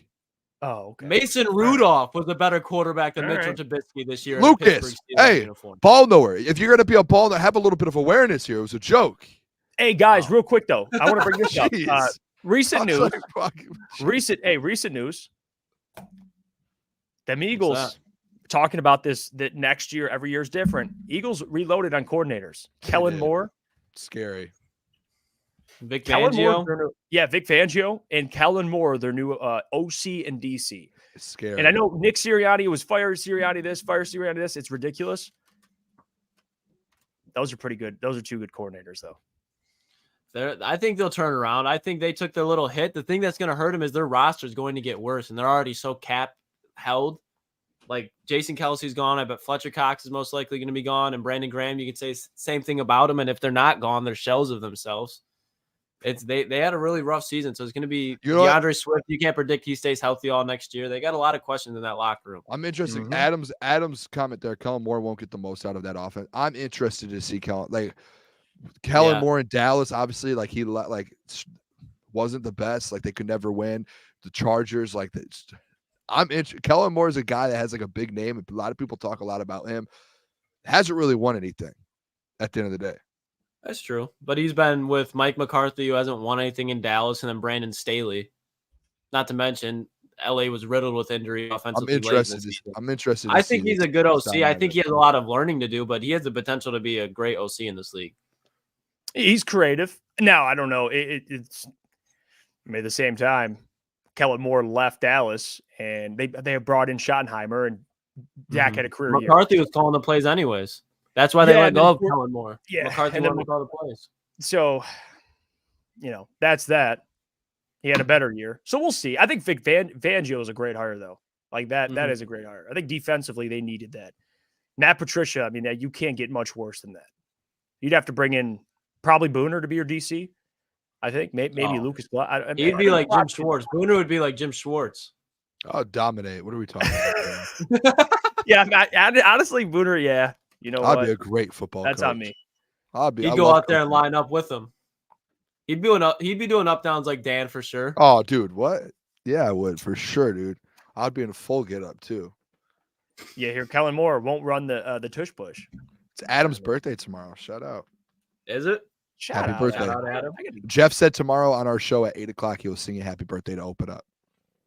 I did not say that. Damn it, now I'm locked in. Not doing that though. Love you, Adam, though. Happy early birthday, man. You're the GOAT. That dude has meant so much to me in my career. It's not even funny. Shout out. Adam got me my career. Adam started my career. Yeah, he found it. There would be no Booner path if it wasn't. So how much Booner stock does he own? He's like full majority owner. So him and Spenny, or what's the percentage? Spenny has like the next highest, but Adam, like he was like, I'm trying to think of like Adam would be like the Phil Knight to Nike to Booner. That's a good comp, Boone. It's pretty significant. I reached out to so many people on Twitter to get a job in media. I'd hit up Adam like 18 times. And no one responded besides me in there, though. Isaac actually, like Adam responded to me, but then Isaac reached out and kind of put his name in there for me and vouched for me. Yeah, he man's got an eye for talent. He really did find me in the DJ Gardner-Johnson. He really did find me in the dumpster. That is true. It's funny enough. Joey and Stick hired me. Okay. But then I met Adam, and so Adam wanted nothing to do with you at first. Fell in love with that bastard. Yeah, he's a good dude. What a legend. But of course, Stick and Joey, man, that's the big three right there. That's the big three. It is almost. I mean, it's 9:20. I mean, I want to get to more stuff because I do want to get to the Jim Harbaugh stuff soon because guys, they're cooking over there in LA with the Chargers. Jim Harbaugh, they finally got a GM. What's up, Booner? What do you got? Can we just get like a concession? Like, who here agrees Ben Johnson will be back? Like, can we lock in like a? I think he will. I think I'll say that I'm leaning more so that he will than he won't. So I'll say that he will. He'll stay. All right, I'm gonna do this. I'm gonna make a statement, a Booner statement. He'll be in Detroit next year, and him and Aaron Glenn will be in Detroit. I'm with Lucas now. Hell yeah, Boone. Don't leave me hanging. What is DE? Yeah, are you serious? I was reading a comment. Jonathan said Booner was a DEI hire. What does that mean? What's DEI? Yeah, I don't know. Jonathan, can you drop like the elongated words? We're operating on like 3 brain cells up here total. Yeah. Booner's trying to think right now. He's flustered. Oh my god. Yeah, I don't know. I will. DEI. Isn't that like, I don't want to say it because I don't know for certain. But I think I know what that is. But it's kind of messed up. What is it? I think it is whatever you think it is because Adam just said I'm dead. Yeah, Adam's laughing. Yeah. Cousin, Yeah. Well, hold on. I'll okay. look, Booner. I think I get it. I think Well, I it's not like get it. it's Come like on. Not yeah. funny. I'm not laughing. Yeah. Yeah. Oh, it's got to be like disability, entitled, something. It's got to be something like that. Let me That's look. messed up. Diversity, Let's move equity, on. and inclusion. Yeah, so you'd be like the guy that they like. Yeah, we kind of technically have to hire him. Okay. Yeah, all right. No, that's not All right, let's move on. That's not true. That's not true. That's not true. Booner's a very valuable member of Thank you, Jeff. of society. Love And- you, and of Boone. the city. Love you, Boone. Love you guys. I don't love whoever commented. Jonathan James. That's funny as shit. That is, oh no.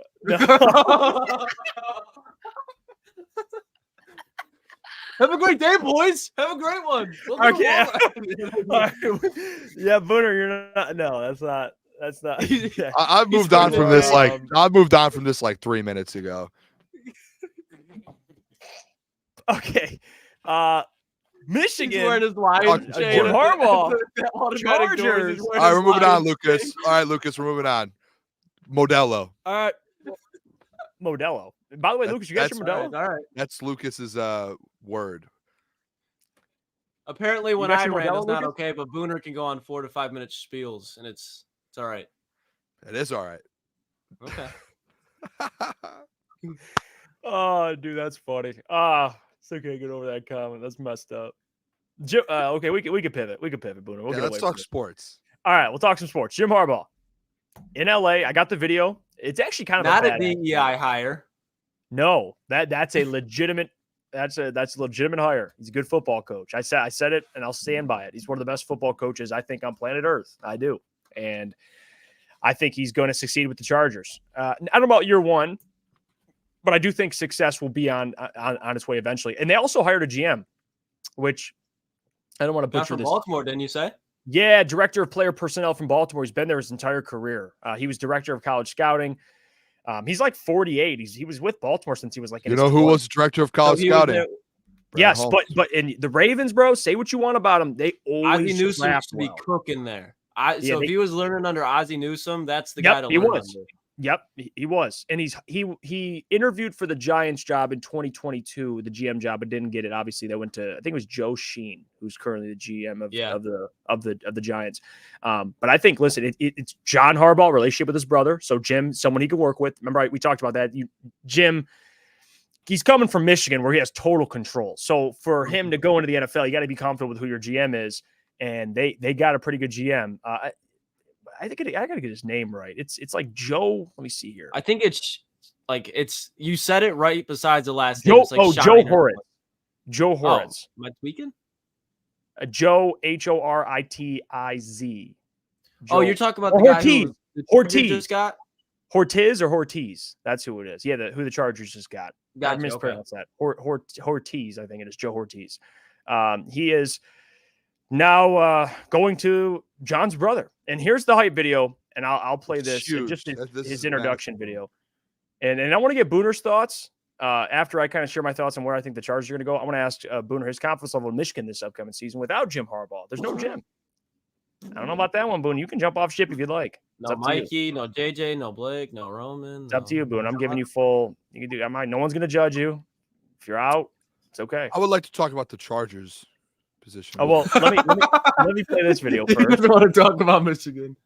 I'll play this video and then we'll discuss it. But here you go. Jim Harbaugh. I know the universe is big. The football universe is big. Champions of college football 2023. It's really not that big. Harbaugh. Touchdown Chargers. Every job I've taken, at every step of the way in coaching, there was a connection there for me. I love it. I see you, baby. Come on. Coming back to the Chargers, Harbaugh walks the long ball. the sincerity, it was there.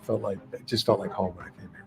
Harbaugh's pass. Touchdown. It's going to be a team. Think of a family. There's going to be igniters. There's going to be leaders by example. That's mostly what I do. We're going to tackle that enthusiasm unknown to mankind. We laid all the line. Oh my goodness. For us. And this is where I want to be. Nowhere else. Let's go. Come on. Bring it down. Who's got it better than us? Nobody. You got a ball cap now. You got to get that ball cap. Gosh. Like a baseball player. You got to. such an oddball, bro. There it is. There you go. That, man. I love that, man. Chargers put that man. out on social media to kind of introduce Jim there. He looks that powdered blue. Looks a little different. Can I just say something real quick? Yeah, what's on your mind, bro? Vent. Jim Harbaugh. I'm going to put a future on the Chargers I'm going to put a future on this Chargers team. Jim Harbaugh, Super Bowl division, conference, everything. I'm going to go all in on this Chargers team. That Jim Harbaugh, all he knows is winning. That's all he's ever known. Any level he's been at, all he knows is to win football games. That hype video, right? Like, he's going to change this organization. Like, he's going to go win football games there. And all of those future bets that I have, they're going to have a chance to win. Like, they're not going to be dead bets all year. Like, with Justin Herbert too, like, he is going, like, I cannot wait to see this football team. Guys, I like Justin Herbert last year. He was one of my favorite. I picked him to win MVP last year. I might do it again this year. I'll say this. I'll say this. Year one, Jim Harbaugh with the Chargers, I think they get at least 9 wins. Oh, this 10. year? 10. Yeah. Double digits. Give me double Especially digits. Just because the Chargers are well over the cap. So, like, they're not going to have – they're going to have to – it's not a rebuild. It's more of like a retool where they're going to have to draft a ton of – kind of go young again. But I do think easily Justin, him, we'll see Eckler's probably out of there. They're going to have to defense. Their defense is terrible. They said Bosa's probably cut. Talk about a name Detroit should keep an eye on. I think they'll figure it out and win 8, 9 Lucas. games. I do. I think they'll have a good first year. I think year 2, year 3 is when you start to see, contending for the division, playoffs, all that. I love that, Lucas. Jim's going to work out in LA, man. He's a hell of a coach. Just that video right there. Like, I don't even care about the Michigan thing right now, dude. Shout out to Jim Hart. Like, he got us a national title, so I'll move on. That man is going to be good in LA. Like, I hope he gets his I hope he gets his Lombardi again, as long as it doesn't come at an expense of the Detroit Lions. Hey, it can't be the next 5 years, Boone. It would have. Well, to be... no. If the Lions, I didn't say the Lions are going to be in the Super Bowl for the next 5 years, but if there's a year this year to where the Chargers are in and the Lions aren't, I will be all in on the Chargers. Hey, Booner, Bills or Chargers? Yeah, because Booner has got like 3 or 4 side teams. What's going on? As long as wherever Josh Allen is. So you'll take Josh Allen over Harbaugh right now? Oh man, that's like, who will you like more? I don't have 5 side teams. I've been a Bills guy from the jump. Jeff, Yeah, don't do fair. that. I've been a Bills guy. That is tough because I am a Harbaugh guy. He did just win us a national championship. There's a lot of Booner guys out there. There's not. There's actually not. It's just Josh Allen and Jim Harbaugh. Jesse says, don't forget he has to coach versus Andy Reid and Patty twice a year. That's true, too. He'll beat him twice a year. Who else is my guy? Relax. Who else is my guy? I don't know. I got to pull out the – hold on. Let me pull Josh Allen, and now Jim Harbaugh. Let me get this. It was just Josh Allen. I don't know, bro. There's a lot. Jared Goff is a Detroit. I'm a Detroit guy. That doesn't count. I'm kidding. Josh Allen, God, Jim Harbaugh. It stops. A lot. we can get into another episode. It's okay. Yeah, I'm sure. You're who are you? Oh, I am a Will Levis guy too, by the way. Oh yeah, there it is. Sure. That's who it is. Yeah, that's who you were thinking of. I'm sure. Yeah, definitely was who I was thinking of. You were bragging at us all year, which honestly fair. I didn't think he'd be as he was. I was like the only one. Yeah, congrats. Hey, even a broken clock's right twice a day. Hey, I'm joking, Boone. I love you. I love Sorry, you. I was looking at something. I didn't hear you. Good thing you didn't hear that. He would have freaked out. Chef Talks, y'all need to do a drug test. Y'all need to drug test Booner. He'll beat the Chiefs twice a year is wild. Yeah, did you say that? I was gonna rewind. I'm just starting to think people don't understand my sarcasm. I'm starting to feel that a little bit. Maybe I need to I don't know. No, what? Never mind, Boone. Never mind. We love you. Say it. I was gonna say sometimes there's a lot of egregious, passionate statements, and your sarcasm lines with that. So sometimes it is hard to tell when it's like your fair. Just ask. DEI statements or your Booner statements. We're not doing that. No. We're not starting the DEI. If we start the DEI thing, no, Booner, he's like, I don't know what you're talking about. That's my Booner really fast. Let's get to Jared Goff. I want to save it for the end of the show. It's 9:30. Let's get to it. And he talked to the media. They asked him straight up, do you want to stay in Detroit? will there be an extension? Like, have you had those talks with Lions? The front office, obviously Brad Holmes, and I'll give you guys his answer, and we'll answer it because I think we're all kind of in lockstep with this whole thing and how we feel. And I think most Lions fans are, I would assume, where they are with Jared Goff. But let's play this footage. This is from Jenna Trotman, who does great work. She's on Twitter, and I took this video from her, and I'm going to play it. I'm going to play it here. So let me put this up here for you guys. Back in the booth, Jeff Iafrate. Here we go. Here's Jared Goff's response to that question. In regards to my future, it's not up to me. I love this place, and we'll see what happens as time goes on here. But yeah, I love this place, and love Dan, love all the coaches, love all my teammates, and it's not out of my hands in some ways. It's up to my representatives and obviously the people upstairs. If it happens, it happens. If it doesn't, it doesn't. But I think I've loved every second of my time here and would love more. And again, I can echo what I just said. I love Dan. I love the coaches. I love the players here and my teammates. And it would be great, but it's not up to me. There you go. I think he's going to stay. That's just it's a matter of fact. Like, I think that was like the professional resign. Response. Like, we'll see if I get the cut. Like, he's going to get signed. Like, there's no way, right? Like, there's he no seems like way a guy. No, he seems like a guy that just doesn't really care about contract. Like, tells his agent, like, please just handle it for me. Like, if they need me to deal with it, like, I will. But I think that's kind of the answer he gave. He's like, it's not up to me. It's going to be up to the team and my agents. And we'll figure that out. I think you imagine if they're like, it's Hendon's time now. They just gave the keys right over to Hendon after this season. Yeah. To be honest, I would hate that. I would be so mad. I would feel so bad. I mean, he comes into Brad Holmes' office. He's like, "What's up, little bro?" And he's like, Hendon just sitting in there. Hendon, what's up, little bro?" I would not be happy. As a fan, I would not be happy. Like, I would not like that. Yeah, that's and Brad's like, "Who? You didn't tell him?" I told your agent he didn't get back to you. Shit. Yeah. Sorry. Hendon Hooker season. No, they have to extend him. Like they have to. I think at this point, with the success they have, I think especially how that game ended. And I'm not saying you sign him based off the game's ending, but it's the season, but especially with how far you're up in the NFC title game. Like, if you don't extend him, and let's say you roll with Hendon, who we all are fans of. Like, we like Hendon. I think, and I made the point, I think you got two good quarterbacks. I think you got a great quarterback in Jared, who's playing at a high level, and I think you have a quarterback who I think will be good in Hendon Hooker. But there's no way they go to Hendon with the potential this thing, because he's going to need time. Not everyone can walk out and be Mahomes, right? Like, even Jordan Love in the year he had, it took him 3 years to sit. Like, it takes time. And he's still shaky at first. And it still takes time. Like, I don't think that's the last thing this Lions team needs, Booner. Hit rate. Yeah, if the hit rate, like, if it ends up they go, let's go Hendon Hooker, I would I generally would be really mad. And it's like a 0% chance of happening. But Jared Goff's going to be the quarterback. I said it, I think, on our first show on Friday. He's going to be the quarterback in Detroit for at least the next 3 seasons.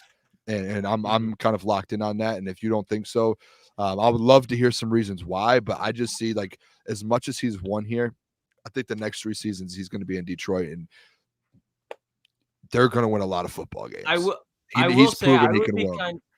would be kind of annoyed if they extend him to like a 5-year deal, which I don't think will happen. But if they like committed, I'd be like a little bit like, because there will be, just with any NFL player, especially with an immobile quarterback, digression is going to happen. And with Jared Goff, when that hits, I like him, but I want nothing to do with him when he starts to digress. ETN, this comment, bar. Guys like CJ Stroud and Joe Burrow have fucked up the timeline. Do you remember the Tom Brady thing with Tom? I think Tom Brady's the one that said it, or I think it was him. But there was a really like a big time quarterback came out and said, like, quarterbacks should be some of these guys should be sitting for 2 or 3 years and then getting put into the positions. And now it's like so many franchises they're chasing that they want to go after guys like a CJ Stroud, and they want to hit right away, to where it's the quarterbacks that do need to take time. It kind of hurts their development and hurts that. So that's where I'm with them on that. Tom Brady mentioned that. What's so funny? The comment, man. That's a great out of his hands like a pass. Oh, out of his hands like a pass to Josh Reynolds is a bar. Well, just those two passes. All right, Josh he's got good hands. I will say that. But those two, he is right. He is right. I'm still so sick over that Jameer fumble, man. That was the last thing I ever saw happening in that game. Yeah, I know. Especially the answer. That was sickening. But to your point, Booner, though, like I think it's just healthier for rookies to sit, learn, especially with a guy like Hendon, who at Tennessee was kind of a gimmicky offense. Like that offense is you can't especially walk in like he was in wasn't he in shotgun majority of the plays there at Tennessee anyway. So to come into the NFL, there is a transitional period, and he wasn't healthy. Like you're not even going to find out if he could play or not until this preseason. You're not. I will say, like the gimmicky argument, like as far as like what he was doing in college, you're absolutely right, Jeff. As far as like the formations, but I hear way too many people with Hendon Hooker being like, "Well, he was in an offense that was quarterback friendly." It's like, all right, he had Jalen Hyatt, who was the Biletnikoff Award winner. What's Jalen Hyatt doing in the NFL? What's Cedric Tillman doing in the NFL? Jalen Hyatt has been playing with like backup quarterbacks. But also, I know, but you can see Joe Milton walked in there and he was putting up numbers too, Joe Milton was not a Heisman Trophy winner, putting up CJ Stroud numbers in the SEC. Hey, he had some big games. Jeff, in that offense. Take that one back. I'm gonna tell you right now. Michigan fans know what Joe Milton is. No. They didn't win any games with Joe Milton. But he's buns. No. He is buns. I'm not saying he's Hendon Hooker, but I'm just saying Tennessee wasn't that Tennessee with Hendon Hooker with Joe Milton. Tennessee has never been what they were with Hendon Hooker in the last 10 years. I think Hendon is going to be great. All right, but I'm just saying, or good. We'll see if you can be great. That's a whole other level. But my point is that I think it is fair to be like, he's got to get used to an NFL offense, right? Like, that's what I was saying. As far as like, I agreed with you as the gimmicky as far as like the formations they were running, but as far as like, there are people that'll be like, well, look at the receivers he had in college. Like, yeah, look at them. Like, well, they're not doing shit in the NFL, and I'm not saying that they can't, but you'd expect Jalen Hyatt being a first-round pick to produce more than he did for the Giants. He's kind of a gimmicky wide receiver, if anything. Shout out Chris Platty. He's in the I chat love Chris, man. Yeah, he's shout out EFOG. Shout out EFOG too. Just comment. Yeah, Jesse Adams says Jeff, he was so bad. Yeah, Joe Milton at Michigan. You remember those days? That was rough. I mean, Joe Milton wasn't he wasn't anything crazy last year. No, I'm just saying, like he was bad though. Can we agree he was bad? Yeah, I think we all know that. Yeah, you were the one that made a cape up for Joe Milton. You were no. I'm just saying. Dude, you just try to tell us like, look at Joe Milton. Like, he put up numbers. He put up numbers at Tennessee. No, Jack, you're backpedaling now. Dude, Joe Milton, what did he do at Tennessee? How many wins did they have? Joe Milton had like 20-something TD, 20 TDs, like couple had like 40. No, but I'm saying that like versus his career, like dude, he's been butt cheeks. Like that's just who Joe Milton is. Whatever, it don't matter. Joe Milton stinks. We can all agree. He's not Hendon Hooker. I never said he was. All right. Glad we can clarify that. I'm a Hendon Hooker guy. Don't get that narrative started, Booner. You start a lot of false narratives. I didn't even say anything. You just tried to say that Joe Milton was like a dog, like Hendon Hooker. Like what? I never said he was. We'll move on because now you're just. I know how you see. I've known you long enough. I'm right there with you, Boone. Jeff, hold on. Can you like take? Can you just do a 2-cam real quick, me and Lucas? Is that possible? Yeah, see yourself out. Dude, hey, Lucas, this man, Jeff, walks himself in circles around different narratives. We don't even have to make the narratives. He just puts himself in his own narrative. He starts one narrative and then he creates another out of it. All right. He does it himself. No, we're not doing that. No, there's no narrative. Dude, you're like Booner. You create a lot of narratives. You end up doing it yourself. Which is like 18 different directions. I've had one narrative and it's called the Booner Path. I've had one narrative and it's called the Booner Path. I'm 1 for 1 on my narrative. 9. I mean, it's all the same, but we could look. I don't know. I have no idea. All right, let's. It's about 8. It's 9:40. We got 20 minutes left. We can really turn this into more of a mailbag, and you guys can just feel free to chime in, put your questions, any concerns, things you want to discuss. We can try and talk about it. At this point, we got about 20 minutes left, so. Feel free. Chef says, is it safe to say you frequently mess with hookers, Jeff? No. No. Hendon Hooker. I mess with hookers. No, that's more Booner's thing. You're a committed man, Jeff. No, no, Booner doesn't mess with hookers either. Maybe that's a Klotz thing. Yeah, I was going to say, huh? Definitely. I ain't going to pass up on a good time. Oh, Hey. shout out. Yeah. Alan. Shout out. Appreciate it, man. For $13.99. Appreciate supporting the boys, man. That Super we do. sticker. I don't know. Alan, if you're the man. I wanna You see are the man. sticker. Yeah, look at him. We do got to come up with stickers. We do. Yeah, we will. Don't worry. Emojis. I want a Booner Path emoji. We will have everything. Trust me. We're going to get creative with this thing. Even a ball nowhere emoji. We're going to have a ball nowhere Hollywood emoji. We'll have it Lewis all. Riddick emoji. Yeah, That'll be the ball nowhere emoji. Yeah. It'll be a face of Lewis Riddick. Yeah. Oh, look at Chris Blatty. This guy, Jeff, took himself out the shot. That's crazy. My ego will never let. Shout out. Yeah. Chris. Shout out. Yeah, he to also says Klotz is 100% a hooker guy. He didn't deny it. Can confirm. He did not deny it. All right, we got some questions / statements coming in. ETN, shout out to him. He's also a member. Mailbag, which teams that didn't make the playoffs will bounce back this year? I think the Bengals and Chargers are the two teams that could go crazy. Well, Bengals, yeah. I mean, they didn't have Joe, so assuming Bengals for Joe's sure. back. Yeah, Bengals. Let me look at these teams real quick. Yeah, because off the top of my head, let me think. Chargers. To be honest, you guys want one in the AFC that I think could make the playoffs next year? I need some team. Honestly, I can't. I guess they don't have a quarterback, but the Raiders. Who? I mean, Yeah. I like the way they ended the year, man. With Antonio Pierce. If I'm looking in the Oh, man. NFC, the NFC, this is a tough one in the NFC because there's not any like. The Vikings could. The Bears could. I mean, could you say the Depending Falcons? on how the maybe? Bears offseason goes. If they have a good offseason. I don't see the Commanders. Don't see the Giants doing it. NFC South. Saints. Coach Walk, the Buccaneers. Jets. The Jets is a good one. Jets is Yeah. a Yeah, really good. Jets is a great one. I would lean the Jets over the Chargers. Year one with Jim. Okay, that's fair. I just don't know. I think I made this mistake, guys, with the Broncos. Like, I think year one, we'll see. I would lean Jets. The Jets are built to. I mean, my God, with Aaron Rodgers, yeah. I mean, and they got a good defense. We'll see. I don't know about Salah, but Seattle missed out, didn't they? we'll see. Seattle's another one. Seattle missed out on the Yeah. playoffs. I think those teams are all kind of. Man, call me crazy, and I know ETN's going to hate me for this because he gives me shit for my Trevor Lawrence love. I'd like the Jags again. F it. Yeah, I was Keep saying riding that too. F it. So hey, if you had Roll to, with because that. you know how every year there's the worst to first team. I think the Yeah. two teams that are in contention for that, in my opinion, would be the Bengals and the Chargers. That's It'd the be only Bengals for sure. the Bengals. And I'm in. If we're talking about a team that can come out of nowhere, if the Bears get Caleb Williams, take me off this stream. you don't. Listen, What are we doing? you can be a Caleb Williams doubter, Boone. I think Caleb Williams. Dude, Is gonna Caleb Williams in year one. I don't care. They brought Matt Eberflus back. What is like?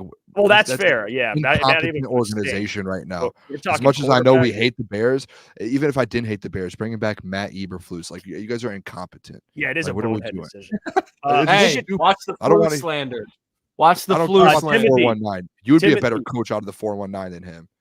Timothy Hey, Mailbag, should the can't deny Lions that. sign Justin Matabuke? Yes, Yeah.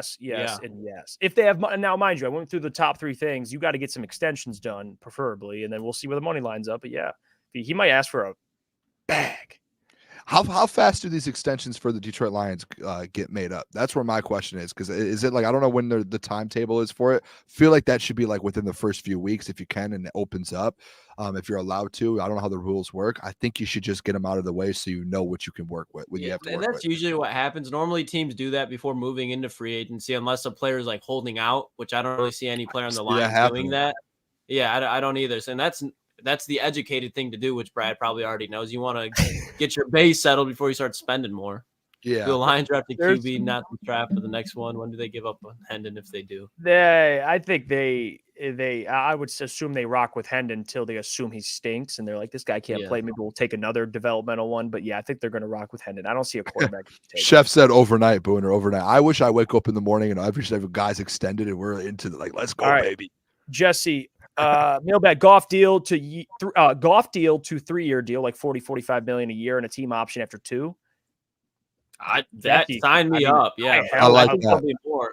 I love that. And you get an out. Yeah. Even if it's 45, 3 years, 45 mil a year average, give me that. Steven David, every day. mailbag, does Lucas have to wait until payday to re-up? I can see his eyes. That's why I'm asking. No, hey, we got it ready. We got it ready after. I just got done working out, and I was just like, I don't really feel like right now.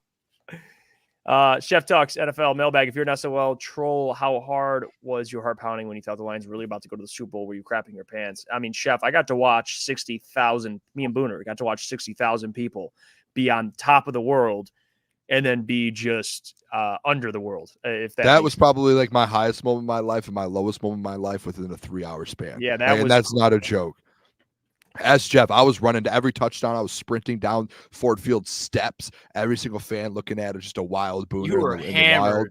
You were hammered, dude. I was dude. It was like one of the best nights of my life until the third quarter. Dude, he kept. You know what Booner kept doing? He turns into like a frat dude and he starts like hitting me like as a joke. And after like 2-3 hours of being hit, I'm like, all right, Booner, if you hit me, bro, like we're gonna have problems. Like I just keep hitting him. I don't Booner care. all the time. I can't even hate on him. I'll keep hitting, dude. I don't care, dude. You stopped hitting me, which I appreciate. When you're with the boys, man, and especially when you're no. There's a certain level like guys can relate. If you're watching this, there's a certain level like, what's up, man? Like you're hitting the boys, okay, but after a while you're like, let's go. Lucas, and you're like, okay, dude. Hey, whoa. Lucas, tell him to man up. Come on, what are we doing here? No, I just don't like to be. I don't like to be touchy. You guys like touching dudes. I'm not in that business. I don't like touching dudes. Now you just sound like. See, you're making it now. Now you're just making it weird. The amount of times like I got juice, like I would get hype. There were so many times where I just be like, yeah, I need to punch Booner right now. I've never seen someone stop mid-sentence like that. You guys can touch each other all you want. I'm not signing. It was a great time though. I was. You're the one making it weird like that. You're the one who makes it weird like that. Not all right. Britt from IA says Ragnow saying he doesn't know that there was as good of a coach out there like Campbell. Forgot how awful was this organization prior to Brad Sheila Dan regime. Yeah, hell, that speaks more volumes to who they've had. To be Seriously. That's an interesting quote though.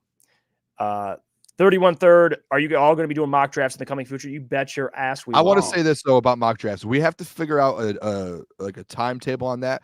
I don't want to do it right away. Like I want to no. We have to find we should set like a date so we know like, hey, this is when we're going to do it. Can we just make it through like January 1st? Like we'll just let's get through the Super Bowl. Super Bowl. After the Super Bowl. Maybe a week after the Super Bowl or so. Like, let's just get a little. We have till March. It's just depressing even thinking about mock drafts right now. And what are we picking? Like 28th? 28th or 20? No, yeah, we'll be 28th because the Ravens had a better overall record and they beat us. All right, so yeah, it's going to be very, very interesting. It's a lot different. I'm going to have a lot of trades in mind. Because the Lions if they have 4 picks in the top 3 rounds, do you see Brad moving up? Yes. He's moved up every year. I'm pretty sure he has. Moved up and got Jared Verse from Florida State. Oh my God. I think he moves up. I think he might move up and get Kool-Aid McKinstry. And I know you don't want a corner, but I'm almost convinced on that. I wouldn't hate that. I think Brad's in the business of quality over quantity. I don't think volume of draft picks is important as the player you're taking. I think you know what he's in business of? He's in the business of getting the guy he wants. He wants a Brad Holmes guy. And he will do everything he can, just like he did with Jameer and Jack and Sam and Brian Branch. He will do everything he wants if he has a guy that he wants.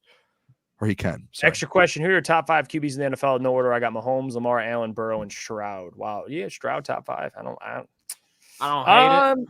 Number 1, Jared Goff. I'm just kidding. Yeah. You notice if Booner said that, no one would even say anything. It would just be like, all right. I would go top 5. Well, you guys want to do like a group, because honestly, I think definitively number 1 to me is Lamar. Mahomes and Lamar, 1-2. I wouldn't put Lamar over. I would take, if you're talking to me, top 5 quarterbacks, I would take Burrow over Lamar Jackson. I might even mess around and take Josh Allen over Lamar Jackson. So that's 2 and 3 right there. Are we going on based on next year? Because just do right now, because then we're projecting and all that.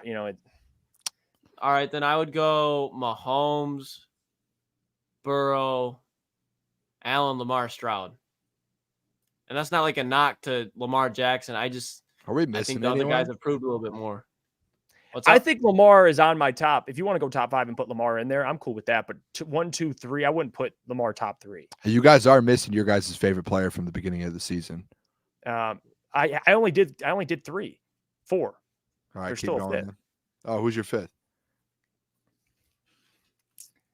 Trevor. No, I'm just kidding.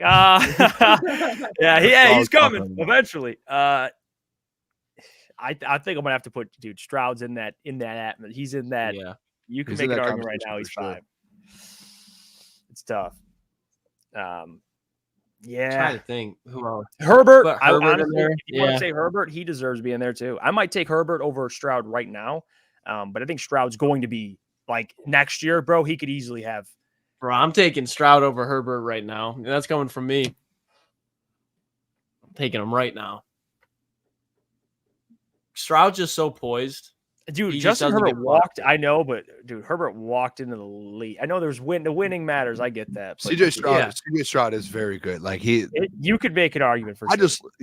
Shout out CJ Stroud, man. All right. Let's see another question here. I know that one was a good one. See, I like having those debates with you fellas. We've got about 10 minutes here. Chef. In light of Flannel begging JMO for forgiveness on Twitter, what do you think he needs to do to acquire absolution? I don't think there is a route to absolution. Was he doing that? Is he actually doing that though? Flannel, if you was, what the hell? Did you not see his tweet that was put out? I'm gonna go screenshot it so we can throw it up. Jameson Williams, I'm sorry for everything I said. You are him or something like that. The drive following that, Malcolm Rodriguez got a pick.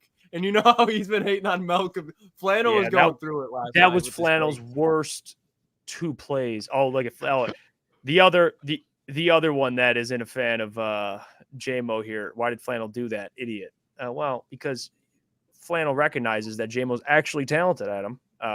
Don't use your eyeballs. I just put it in our group so you guys use your eyeballs. Don't look at it. Hey, you see the explosive. To be honest, Flannel tweeted that. That tweet was like the one tweet that blew up for him yesterday. Was him saying sorry to Jameson Williams. He had like over 200 likes on it. Like that was the one that kind of blew up. I just sent it in the group so we could put it up if we want. He was probably just sitting there. He's like, "Oh my god!" He was probably like celebrating, but half not celebrating when JMO scored. And then Rodrigo after. Oh my gosh. Tyler asked a question here. I'm trying to see if we missed anybody.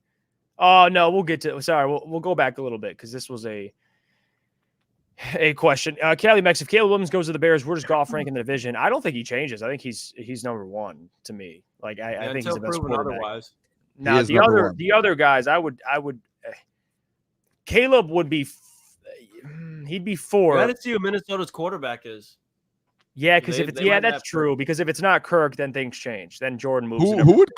Who would they get? I wouldn't be surprised if they drafted like a. What do you mean they have a lot of things around Russ going there? Michael Penix. Your boy, Jeff. No, he's not. A lot of noise with Russell Wilson. Russell Wilson to Minnesota. I could see that happening too. Is that my boy? I thought it was your boy. Hey, Sean Payton was my boy. That's why I picked the Broncos. Lucas, you got to mix. Wilson top 10 went to war for him. I didn't go to war. That was me and you had an altercation. Well, I went to war with you because I was like, "What are we ranking? What are we basing?" You're like the eyeball test. I'm like, I was good. Put him in my top. I was on Jeff's side. I was on Jeff's side because I was in the morning show chat and I did see that it said we are ranking them by this year and the stats they're putting up this year. And Lucas just went on this whole like, I'm gonna rank it off the eyeball test and make my list look really smart. And then it just the whole chat went against. I'm glad that it looked really smart. I'm glad that it looked really smart. Well, that's like when you did that, it was like you changed the rules up when you did it, and then the way it happened, it made it look like we're not even getting into this. No, yeah, we're not even getting into this. When are we getting Adam on the show? Let's go. Hey, well. We'll just say this before he dies, we'll get him on. How about that? Yeah. One day before he passes away. Don't die soon, Adam, please. All right. Let's see. Keitho, I can't wait to see Hendon Hooker in preseason. Yeah, we can't either, Keitho. That is to me because then you'll find out a lot. I mean, you'll find out a lot. I know it's preseason, but at least you get to see him play ball in the pros. Like, I mean, we saw Tommy DeVito. Remember that? Oh yeah, he remembers. He remembers. Yep. Oh, he remembers you, Klotz. You were chirping him from. You're like DeVito. It just sounds like a practice squad name. Honestly, Klotz. That was awesome. Hold on. I think we have a secret storyline of Klotz motivating players. He talked shit to Jordan Lewis. He made plays. He talked shit to DeVito, and he was like a sensation that season. We need a couple more. We need a couple more examples. We need a couple more. CJ Stroud, that's a good one. Yeah, We need a like couple I'm more. telling you, when We should test this out. Klotz hates something, they turn great. Like, You he should motivates hate me, Klotz. Come on, hate me. No. Hate me, please. You know, I want to it be was great. close when you weren't answering my calls. Dude, I answer your calls all the time. Adam has a All the question, but it time, might man. take a while to answer. What the hell is it? I mean what? You know, like our taxes or our bank statements? Like, what kind of question? Just ask the question, and then we'll answer it. Well, Everyone, we got 5 minutes left here, keep boys. dropping some questions though. Can we get some more questions about the Lions? Yeah, and by the way, let's just talk about Michael Gentry. Can we clear that up? Is he coming? When Gentry's Yeah, he joining the landed show? like 3 hours ago. Yeah, Gentry. So Gentry's a part of the program. We need to make this. He's going to be joining daily with us. He is on his way back from the airport. He was close to home about 3 hours ago. So I should be home about 8 o'clock, guys. I'll hop on. I'll be joining. I'll just be late. He's gonna be on this week. Today he came in late, came back from Florida, had some fun. We'll talk to Gentry. I can't wait, man. Gentry's our guy, so he'll be joining this. Odysseus, I think is how you pronounce his name. Will Jeff be back at no? Yes. No. He's coming back. The return. No. Like And that's LeBron again, going back I to respect a football. lot of people that work there. That do Love shows everyone there. still. Yeah, there's no like bad blood. I just think personally for my career and kind of what I want to do, I got my best friends here and we're doing content. Like I wouldn't want to be anywhere else. That's second that. Same here. I will not be back there. My guys. Like I would take, like, I'm not even just saying this. I would take our crew against anybody. Like I'm serious. I agree. I would take our crew against anybody. I would just yell at people until I'm just saying. Yeah, Booner would scare them. Klotz would break them down like he did that Spiro tweet earlier. And then I'd come in and be like, I apologize. Like I'd be like the guy that would kind of fix everything. So we have like a good team of like I'm the PR guy, you know. I keep and Gentry would be over there looking at us like, I'll be Gentry over would there in a just minute, kinda sit boys. over there on the sideline. He would just be chilling. He'd be supporting the boys. If you need him, he's coming through. Like he's just, you know, we got a good little crew here. All right, we appreciate you guys, man, so much for taking your time out of your night for joining us. This will be the official time slots, 8 p.m. to 10 p.m. It works best. And on top of that, we'll have content posted throughout the day. So don't forget about that as well. We'll catch you guys tomorrow, 8 p.m. to 10 p.m. Be there. We'll have clips. Oh, wait. Like I said, 10 a.m. And Adam put his question in there. Of course he did. Yeah, we got to read to that. We can't just he's put it in there like 3 times, so I know he wants it read. We appreciate you guys. We'll answer this question before we go. Okay, Adam, this is not a 3. Oh, you were right, son of a bitch. This ain't a 3-minute question. All right, where are you with Brad Holmes regarding roster building in terms of being a contender? And do you believe he can take the next step from being a good talent evaluator, mastermind, contender builder? What the hell? I have my He's answer. already kind of done that. No, I was gonna say I think he already did exactly like he's taken that next step. I think besides he just John took a team to Lynch, NFC Championship game. besides John Lynch, besides Les Snead, and I'll hear you out about Howie Roseman just because he hasn't won a Super Bowl. I think Brad's 4th best GM in the league, and he's rising. I can't think of many other better. And what GMs. do those other GMs? I mean, Brett Veach in Kansas City's a great GM, but like those guys have all had success. So Brad Holmes, he's in that equation. You're right, Lucas. Like I'm with you. Like he's already. I think he is. What do you define success? Is it winning a Super Bowl or is it just playoff success? He'll have that. I think Brad Holmes will have playoff success most of his career here.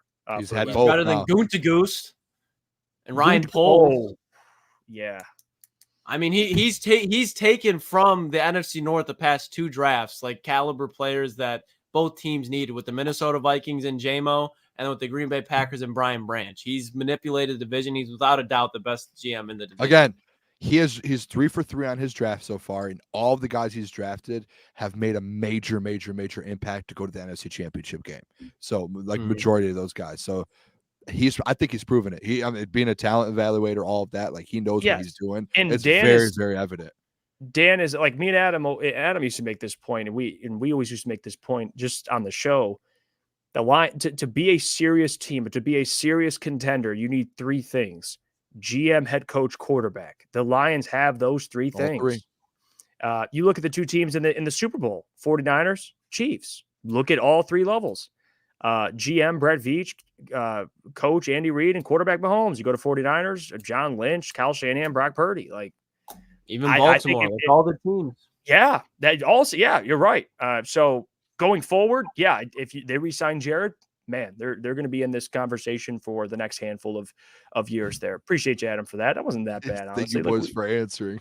I feel like that was a troll question. I don't. We just like actually answered it. Well, I think it was like a troll question the whole time. He's too nice right now. that was too like yeah, it's like that's a fishy question.